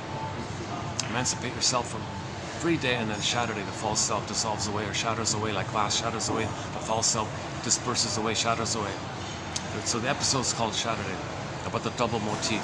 So first you got to face this someday business. Okay, this as mentioned before. Oh, someday, if I shame others and others are me, I'll get a better outcome from my past. Really? But that's your someday hope? You have that kind of someday fantasy. It's a stubborn, unrealistic, unreal fantasy. Why? Because you're transferring the past to the present. The present's still the past. So in the past, you want mother's love. So you find a proxy to play you. You play the mother. The proxy is crying for love. You shame them. Really? You're going to go back in the time machine and get the love that was needed? So you got to face the someday stuff. That by repeating it, you're going to get a better outcome. So you got to at least observe this, that the reason you're repeating is you're trying to get a better outcome. The reason you're repeating is you're trying to get your story so you can stop repeating. Now embedded in all this is the middle part is all this someday stuff. Oh, maybe if I buy this thing, maybe that'll be mother's love in the past. That's ridiculous. So now you become greedy because then the brain gets numb. Then littler things mean mother more, so you're greedy. And if you're poor, then you can always be greedy. And if you can't be greedy, you're bored. But if you're wealthy and you're greedy and you got all this stuff, you have ennui. That's another important topic about ennui, Inside Out 2 ennui. Ennui is much more than what you would call the boredom.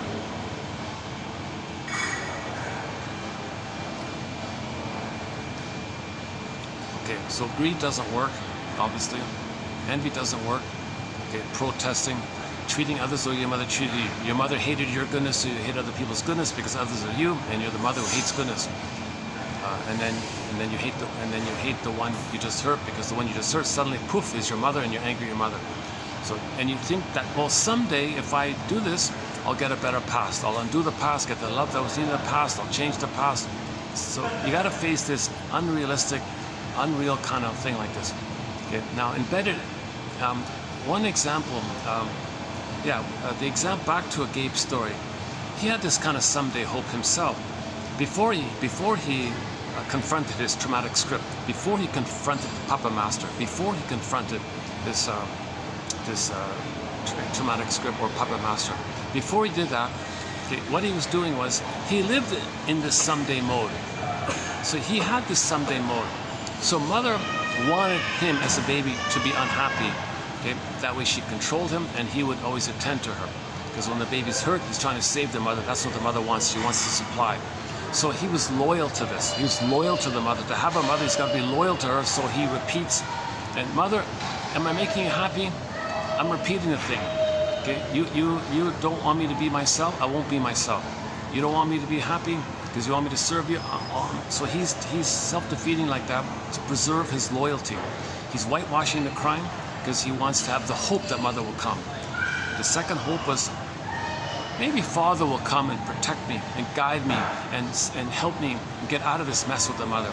So he's going to wait for father to pick him, but the father sometimes says, he's not around usually, but not so much that. It's the father, sometimes the father feels this kind of sense of hopelessness of what to do here if his wife gobbles up the son like this and doesn't care about him, because the mother, his wife, is using the baby, parentifying the baby, wanting the baby to take care of her. So the wife doesn't need the husband anymore because he's got mother. The son's going to be mother, it's going to mother him. The father feels kind of hopeless and says, oh my God, fine, sacrifice, take him, he's all yours, leave me alone, I want my freedom. I'm going to go to the garage, play with my hobby, you can have him, he's all yours. I'm going to ignore him, I don't care about him, you gobble him up, he's all yours. Placating sacrifice, you're going to placate and sacrifice his son to the monster.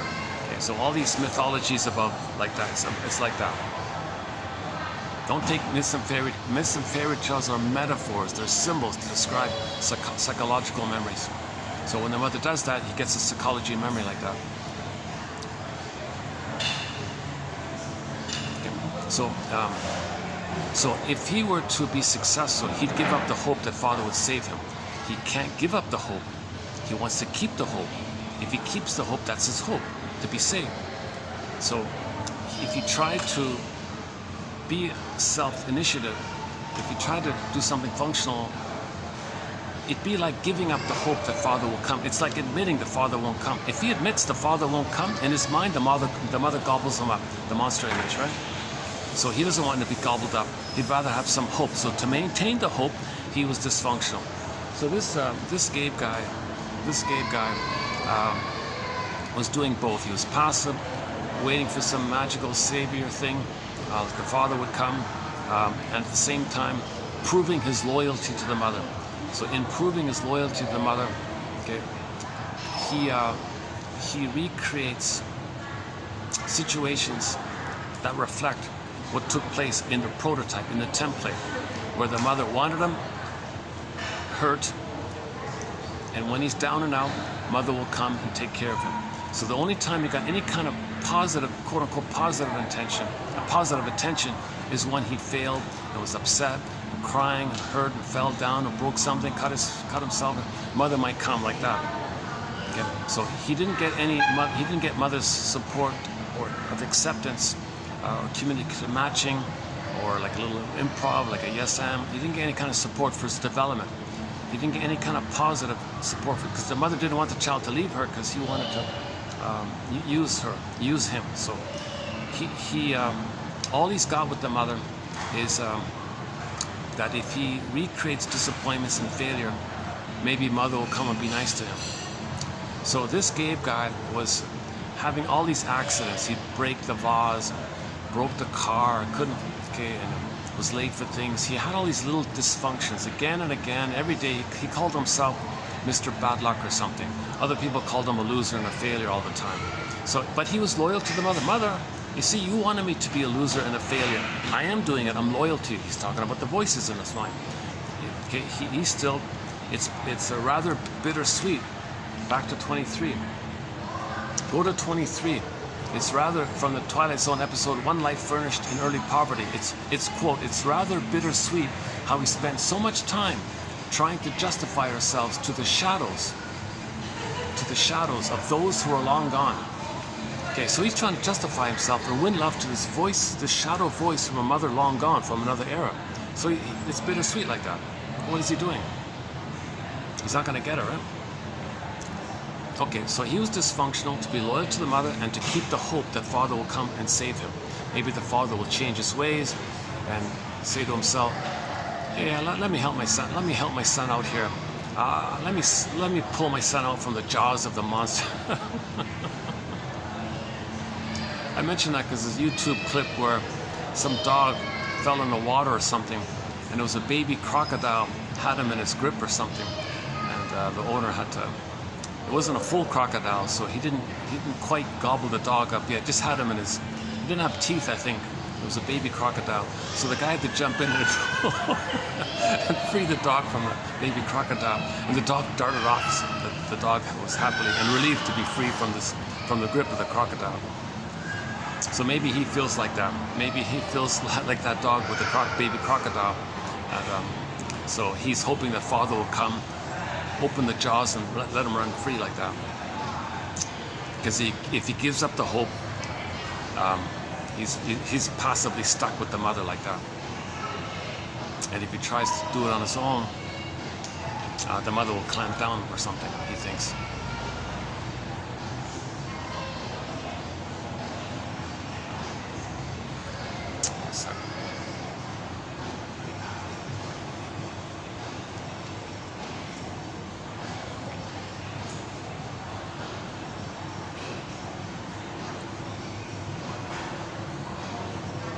Well, let's do that now.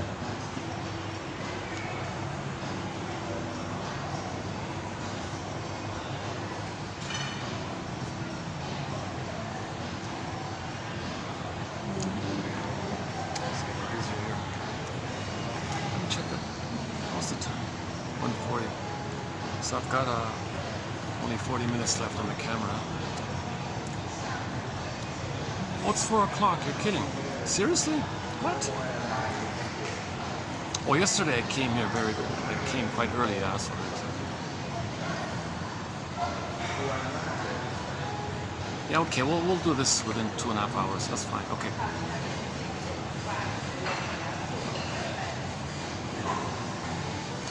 Where are we here? Okay, defense mechanisms, that's the tricks to the rabbit, and inside is the duck, the spirit of making the unconscious the conscious. Making the unconscious conscious. Like how ducks swim in the water, fly in the air, that's a code for making the unconscious. We live in two worlds. So we got to live in two worlds, but study defense mechanisms, because unconsciously our mind set it up And now we got to live in two worlds to understand what the rabbit did. We got to live in two worlds to understand what the rabbit did. That's together like that. Okay, the seeds one, okay, both and, okay, and then now next the someday stuff. Okay, so this guy, Gabe, had this fantasy that someday, if he's dysfunctional and if he's miserable and he's sad and self-defeated and pitiful state, someday mother will change her ways, and he'll please the mother so much, he'll placate her so much, he'll satisfy her so much. She's unsatisfiable. It doesn't work. No baby can heal the mother, but he's trying to heal the mother. So he's got that hope that one day, if he's dysfunctional enough, he'll heal the mother. So he has that unrealistic hope that the more dysfunctional, so he'll try to be more dysfunctional. Mother, I'm being as dysfunctional as I can to heal you and save you, please you, and so you feel affirmed and seen by what you did. Will you ever feel seen by me and you'll change your ways and love me? It doesn't make sense. No baby can resolve a mother's trauma, but he's trying, the baby's trying. So he was dysfunctional like that. And then he wouldn't fix, and everything was broken in the house because he wants the father to guide him and show him how to do stuff. So he never had that experience. So if he did try to do things independently, he'd have to give up the hope. He'd have to say to himself, my father never guided me. My father never protected me. He doesn't want to lose that hope. So he's not going to fix things to maintain the hope. And the wife was badgering him all the time and on the verge of leaving him and all this. So his life got worse and worse like this. Finally, okay, I won't finish the story. If you go to yesterday, we discussed Gabe's story in the last video. Okay, so we got to give up all this nonsense with the someday. Like people who reach for cigarettes, they think that someday, when I reach for the cigarette, I'll get mother's love in the past. Someday, when I reach for the whiskey, the wine or whatever, the sake or whatever, or the beer, bottle of beer or whatever. Someday, when I drink enough booze, I'll get mother's love back in the past. You gotta be kidding. Okay, but this is so we gotta face this someday stuff. That's a tough one. It's very hard to let go of this hope because you're giving up hope. Okay, when you drink wine, you're whitewashing that your mother hurt you. See, all this dysfunction means you're whitewashing your mother's lovelessness, and you're loyal to her, and you don't want to admit that she hurt you. When to grow up, you gotta call a spade, get the story, and realize she didn't love you. If you're gonna heal, you gotta say, my mother didn't love me. Okay, from the point of view that when the baby's needs don't get met, okay, he's terrorized, fighting with the monster. Of course, he doesn't feel loved if he's fighting with the monster in his mind. So he didn't feel loved, or he was improperly loved. So very simply, you gotta go to TQ 2822. The quote was, why didn't my mother love me? Okay? You gotta face this painful truth. The truth will upset you free. Okay? So this painful reality, like of, oh my God, my mother didn't love me? Seriously? My mother didn't love me? No way, come on. Oh, you make excuses for her, you cover up for her, justify for her. Okay, you're BSing yourself. You gotta face the truth. She didn't love, she was impaired. How can she love you if she didn't have an identity to love? How can she love you if she was in so much pain? She only sees the pain of her past. She can't relax and love in the present because she's terrorized with her painful memories. How can she love you? The mother can't love you if she's in too much pain. She's in survival mode. Okay, she's gonna gobble up the child to survive, thinking the baby is a symbol of the breast she's gobbling up. There's the monster one again. And you can see in literature monsters gobbling up children and things like that. That's a symbol for this kind of thing. Yeah, so artists, even ancient artists, intuitively made reference. It's not literal. Don't take it literally.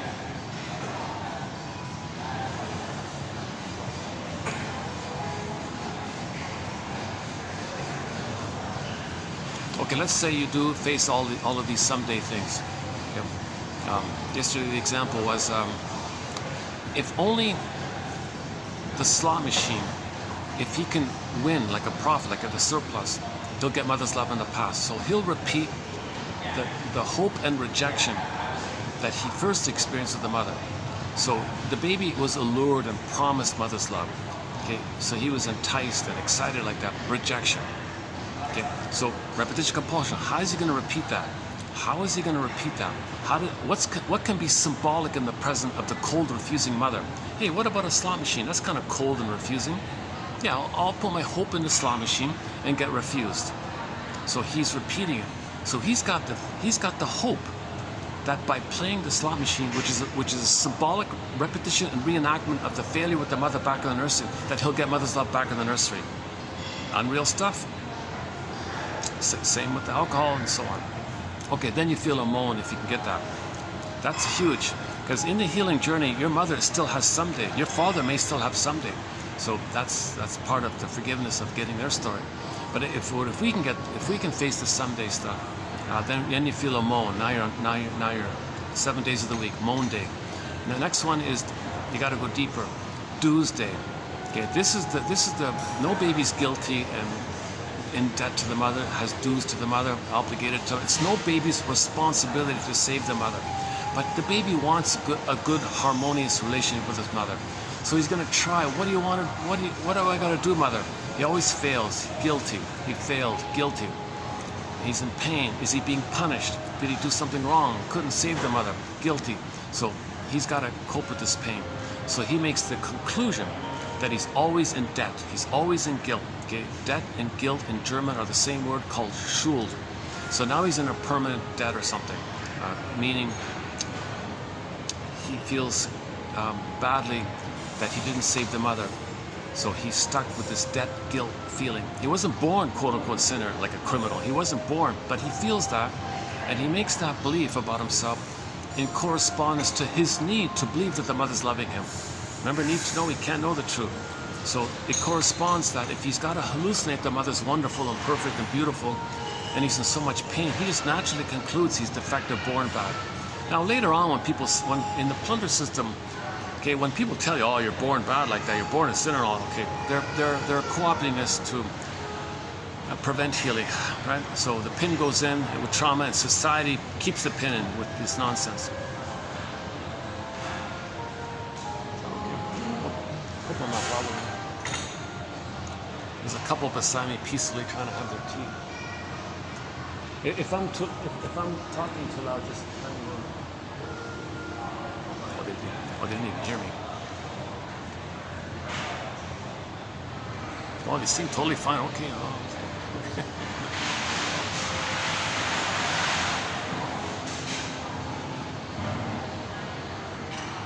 Or maybe if I keep talking, they'll fall asleep, like the other guy. Well, this is still the best spot. I can go. I got a backup spot if I need to.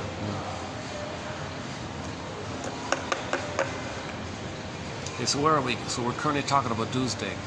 So no baby's born. This is nonsense. Come on, unbelievable.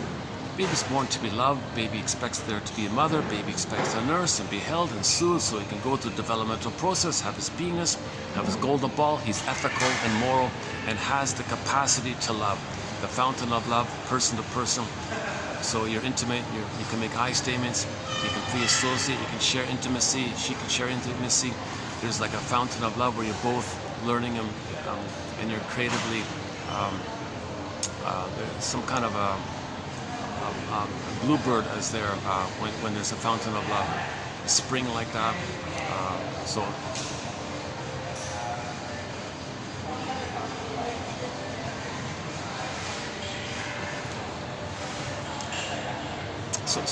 the baby had an innate expectation for mother to be there, so he can go through the developmental process of bliss with the mother, hatches out of the egg. Okay, he's got a phase between 4 to 5 months to 18 months where he thinks the world is his oyster, and at 18 months, okay, reality sinks in, and now he does Voyager, seek out forth and find yourself, and the mother's got to be there to meet those core needs. Okay, so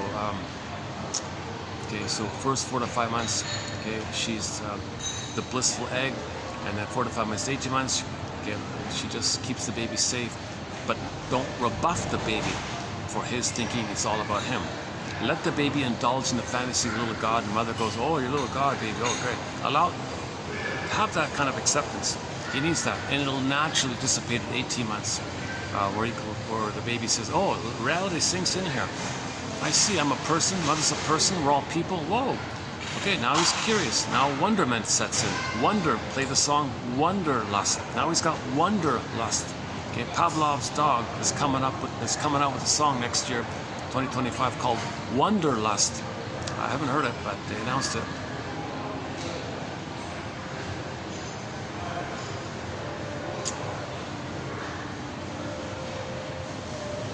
Oh, they're leaving already. Oh, they didn't show any signs of annoyance or agitation.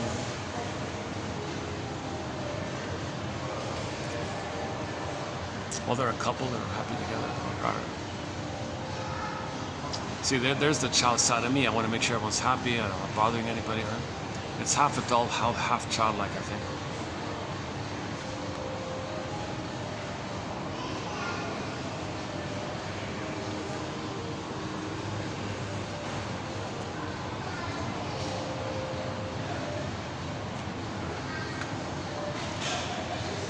Or maybe they heard me speaking, they were interested in it, and then I said something.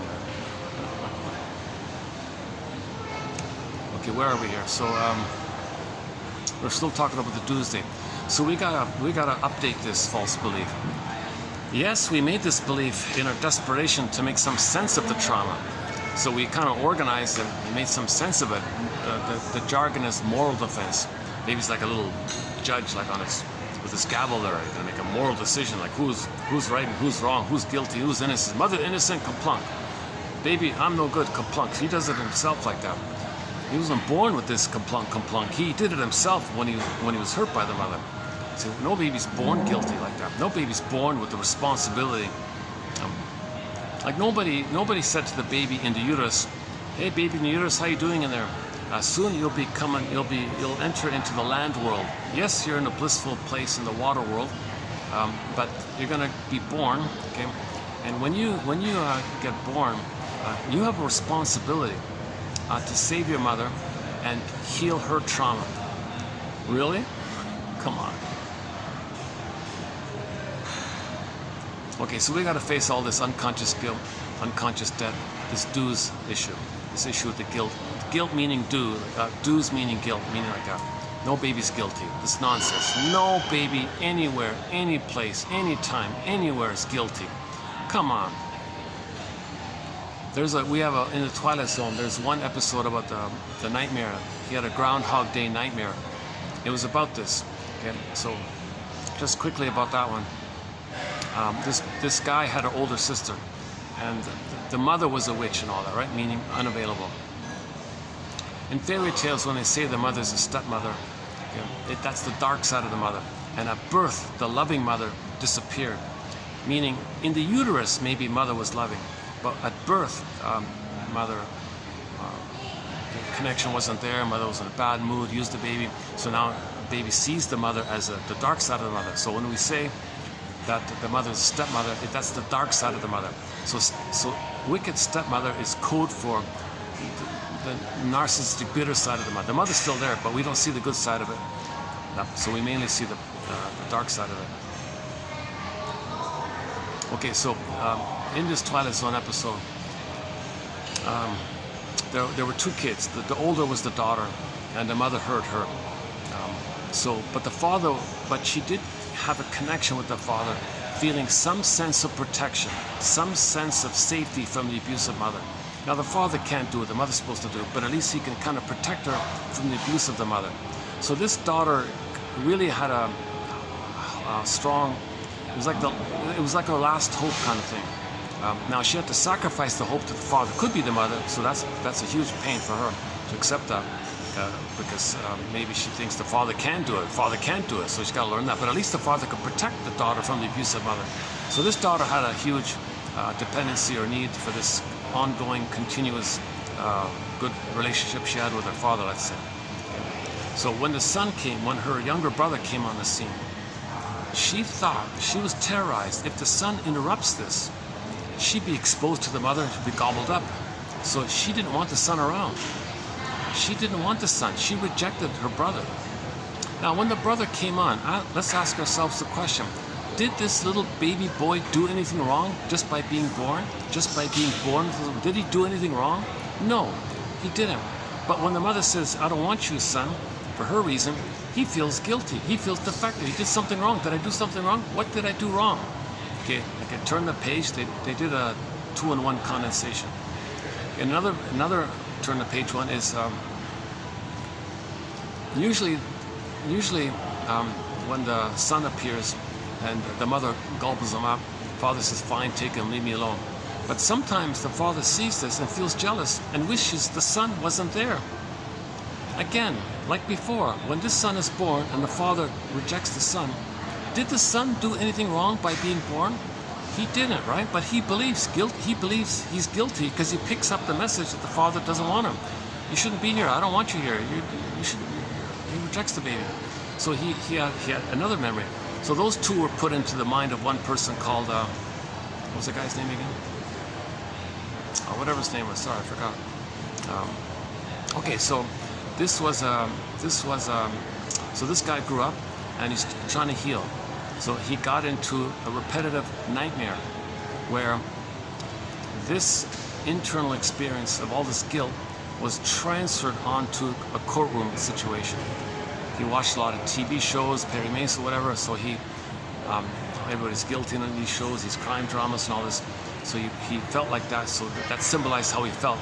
So he wanted to get in touch and face this. So in the nightmare loop, okay, he'd have the same nightmare, and each time he had the nightmare, okay, there'd be little changes, but the main thing is there. So in one nightmare loop, he sees the father as the judge, kaplunk, you're guilty. So the son sees the father as the judge, slamming the gavel, you're guilty. Oh my God, and the son is punished for that. Next nightmare loop, the father's the district attorney chasing him like this. You're guilty, I'm gonna get you. Like, oh my God. Next nightmare, the father's the minister guy, you're guilty, you're a sinner, and all this stuff. Oh my God. So in these nightmares, he managed at one point to say to the father, Father, for the life of me, I don't know what I did wrong here. Could you please tell me what I'm guilty of? You're not telling me. You keep saying I'm guilty, but I don't know what it is. Can you at least tell me what I did wrong? So he was trying to face this. He was trying to address this.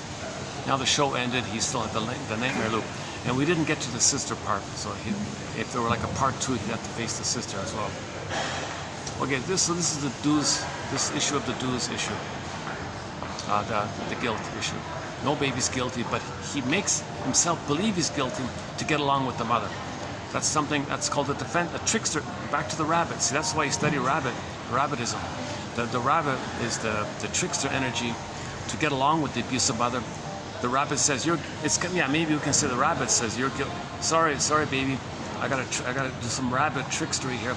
I gotta make you think mothers are wonderful and you're no good. There's a trickstery kind of thing. And that's why later on you need the duck spirit to make the unconscious conscious. So first the duck, first the rabbit, then the duck.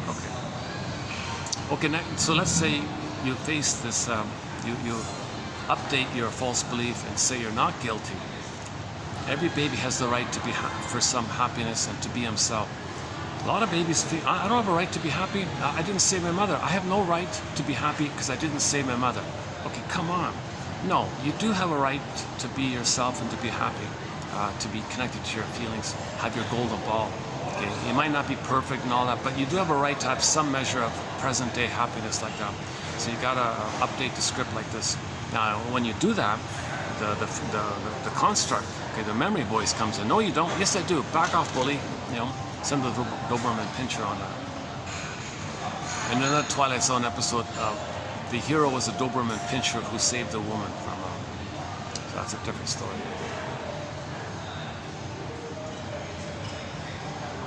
Actually, okay. Okay, then that's so we did 5, right? Okay, so the 6th one is the Wounds Day. After Doomsday, Wounds Day. So Wounds Day is a broader one. Wounds Day means free association and dream interpretation. You hop in the broccoli boat and find your story. Piece together your story. Make inferences. Could it be this? Could it be this? Free associate. Read some quotes. Okay. Use them as prompts to free associate with it. Regard them as clues because you're going to be a detective. So Wounds Day is you got to be a detective and now try to understand what you couldn't back then. That's called free association and dream interpretation, briefly mentioned before. That's the 6th one. And the seventh one is, actually I sort of mentioned already, the seventh one is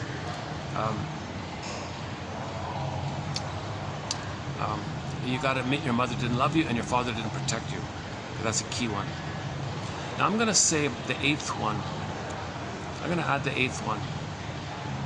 Identify what role your parents played in their family system. Okay, like, start with one of them. What role did each of your parents play in their family system? So children play roles for the homeostasis of the family. Okay, it's dysfunctional, but it keeps the thing together, and children play certain roles for that.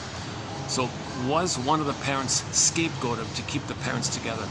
Some parents, okay, they're narcissistic, they got attention, they can't feel, they can't love, they got to blow off steam, so a kid comes on, they scapegoat the kid, keeps them together. So the kid plays the role of the scapegoat or one to keep the parents together.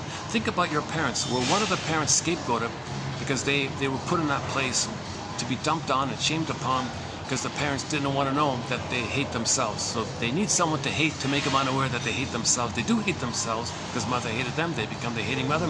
But if they hate the baby, it makes them unaware. Projection, externalization, scapegoating. Okay? They can't feel the inner experience, so they got to project as a defense against the pain if they were to feel the inner experience. So the child is scapegoated like that. So identify what role did the child did the parents play in their family system, and of course your own. What role did you play in your family system?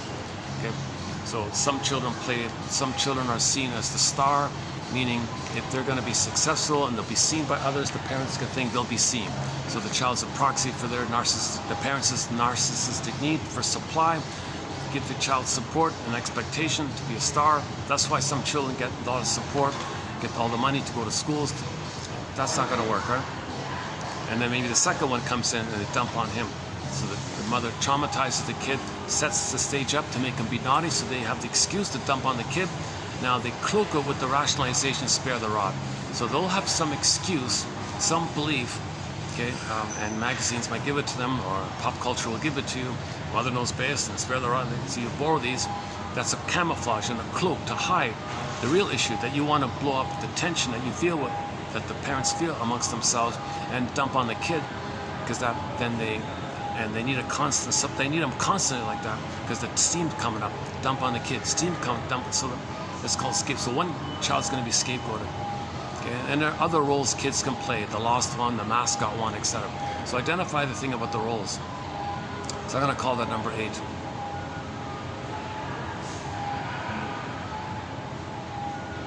Now, in the free association and getting your story. Okay, let's just do this. Let's say call number 9. Number 9. Identify what kind of humor they have. If it's dark, bitter humor, cynical humor, that's stinger personality. Okay, 9 means, are they a stinger or a clinger? So that's linked with the humor. So number 9 is identify, are they a stinger, meaning did they make the Faustian deal, or are they still like the child? Are the parents the freezing parent one? In the parents' mind, they got in the mother's mind and in the father's mind. Each of them have a frozen child construct, freezing parent construct. They don't have an adult present mind, okay, because the beingness is missing. So the mind for the beingness is missing. So there's a vacuum there. So one of the past ones are going to come up. If trauma's post-ATM minds, they might play the frozen child one. So let's say the mother's the codependent pleaser and the father's the aggressive one. Or you can flip it around like that. Now, to know if it's stinger or clinger, you look at the humor. Okay, if it's kind of a playful, helpful humor, no one's hurt, not at anybody's expense, just a little ironic and fun, that might be the clinger mode, the pleaser mode, the saver mode. Not at anybody's expense like that. If one of the parents have like an Archie Bunker kind of humor, or Al Bundy kind of humor, all these vulgar sitcom characters where they're really saying all these really degrading, hateful things, that's the stinger mode, right? So that's they have the stinger personality pattern, because all that hateful rhetoric they're saying onto others, that's their own soul. They sold the soul. They made the Faustian deal. They got to sell their own soul. So they find others, they see everyone as always no good, because they were never good. They're the mother who said they were never good, so everyone else is no good. So they look around for any little thing and say they're no good. They blow off steam. So this is not a real laughter, this is blowing off steam stuff. Okay, so back to the seeds. Is this authentic beingness laughter or this defensive laughter. So that's the C zone again. So number 8 is identify if the parent is a stinger or a clinger. And one way to do it is to look at the humor, and the other way to do it is to look at their slogans. If it's jungle slogans, okay, that's the stinger. If they say I'm okay, you're not okay, that's the stinger. If the clinger says I'm not okay, you're okay, that's the clinger. So that's another way to identify stinger or clinger. That's number 8. So we'll add that one there, number 8 now. Stinger or clinger, and use humor and their beliefs to help you know if it's stinger or clinger. Okay, let's call that number 8. So I want to get up to, let's say, 12 tasks, 12 core tasks in the hero's journey, okay, called the midlife audit, the midlife examination period, when we recognize the pin is in collar. When we recognize that the pin is in the collar, i.e. that we don't feel fully real and alive, like the Velveteen Rabbit one.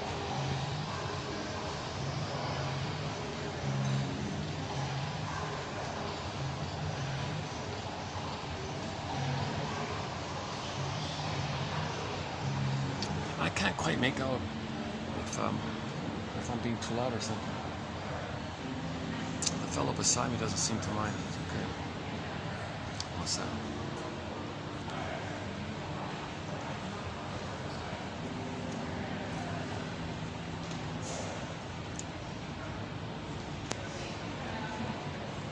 Surprisingly quiet, even though a lot of people sitting around.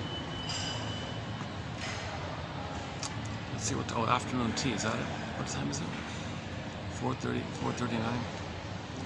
I've only got like 20 minutes left in I've only got 20 minutes left.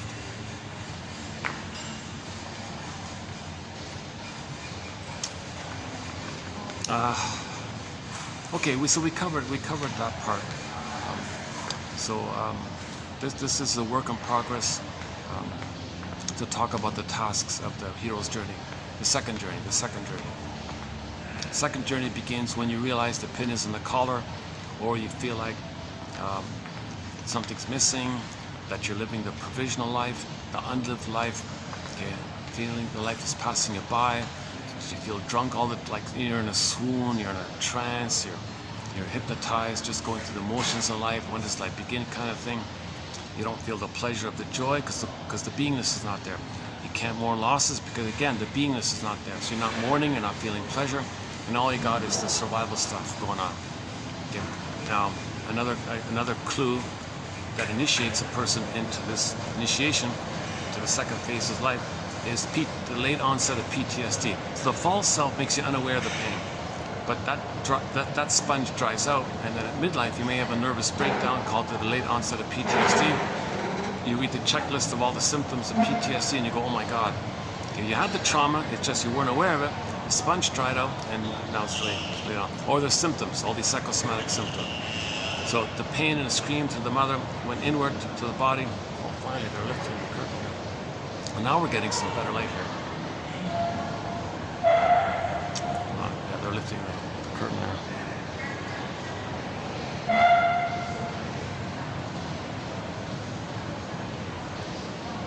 Right, so another clue that initiates a person into the midlife audit is when you get these symptoms. Okay, so the psychosomatic symptoms are the continuation of the crying and scream to the mother. They're emotional issues. So the baby is crying and screaming to the mother gaslit the baby, frightened the baby. His cry and scream, his communication that his needs didn't get met, that energy of the communication has to go somewhere. So it turns in on itself, into the body somewhere. It goes into an organ maybe, and the organ goes kaput, and there's pain, and the pain is the cry and the scream. It's concealed because it's within. So psychosomatic symptoms reveal and conceal the emotional fight with the mother like this. So that can be a clue. So you got to treat it as communication. It's emotional. 99% of these symptoms are emotional. 1% organic. That's why shrinks a medical doctor's first to rule out the 1% organic stuff. Or if the shrink's doesn't have a medical background, he's got to send them to a medical doctor to rule out that 1%. Then they go back to the talking cure. I think that's the idea about that.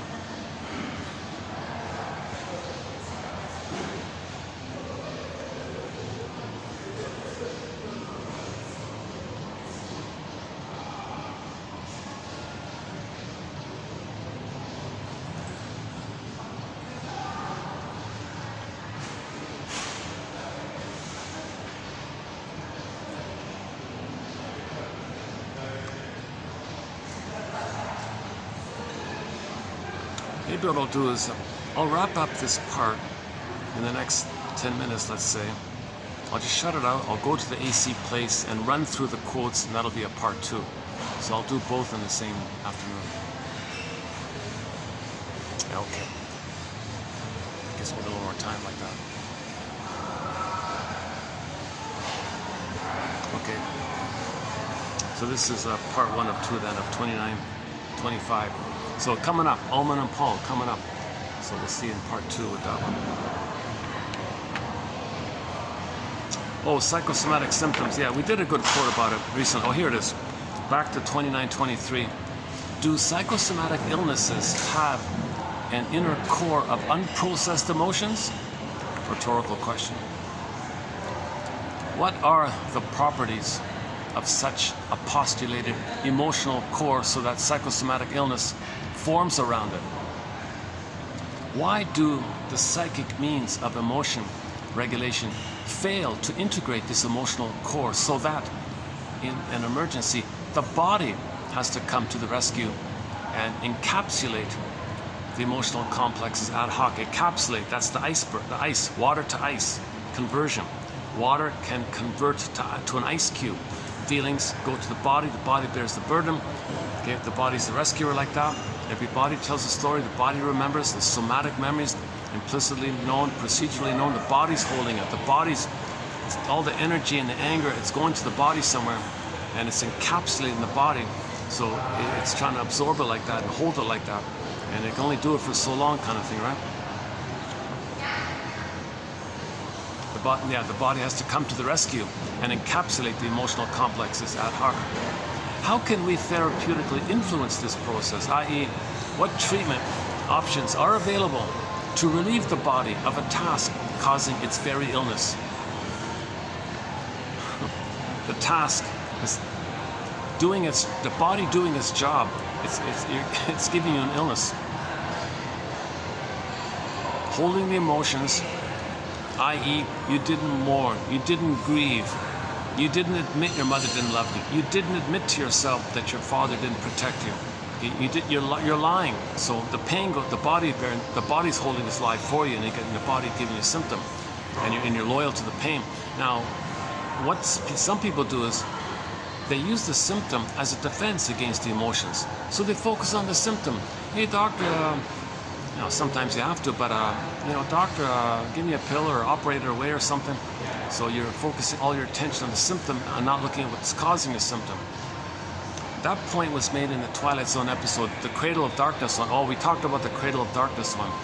So one way to think about that is, so on the surface they showed you, so what? If you go back in the past, if you time travel to the past and prevent a puppet from a monkey or a flying monkey for a short seller or whatever, or a puppet for a short seller, and he'll just replace him.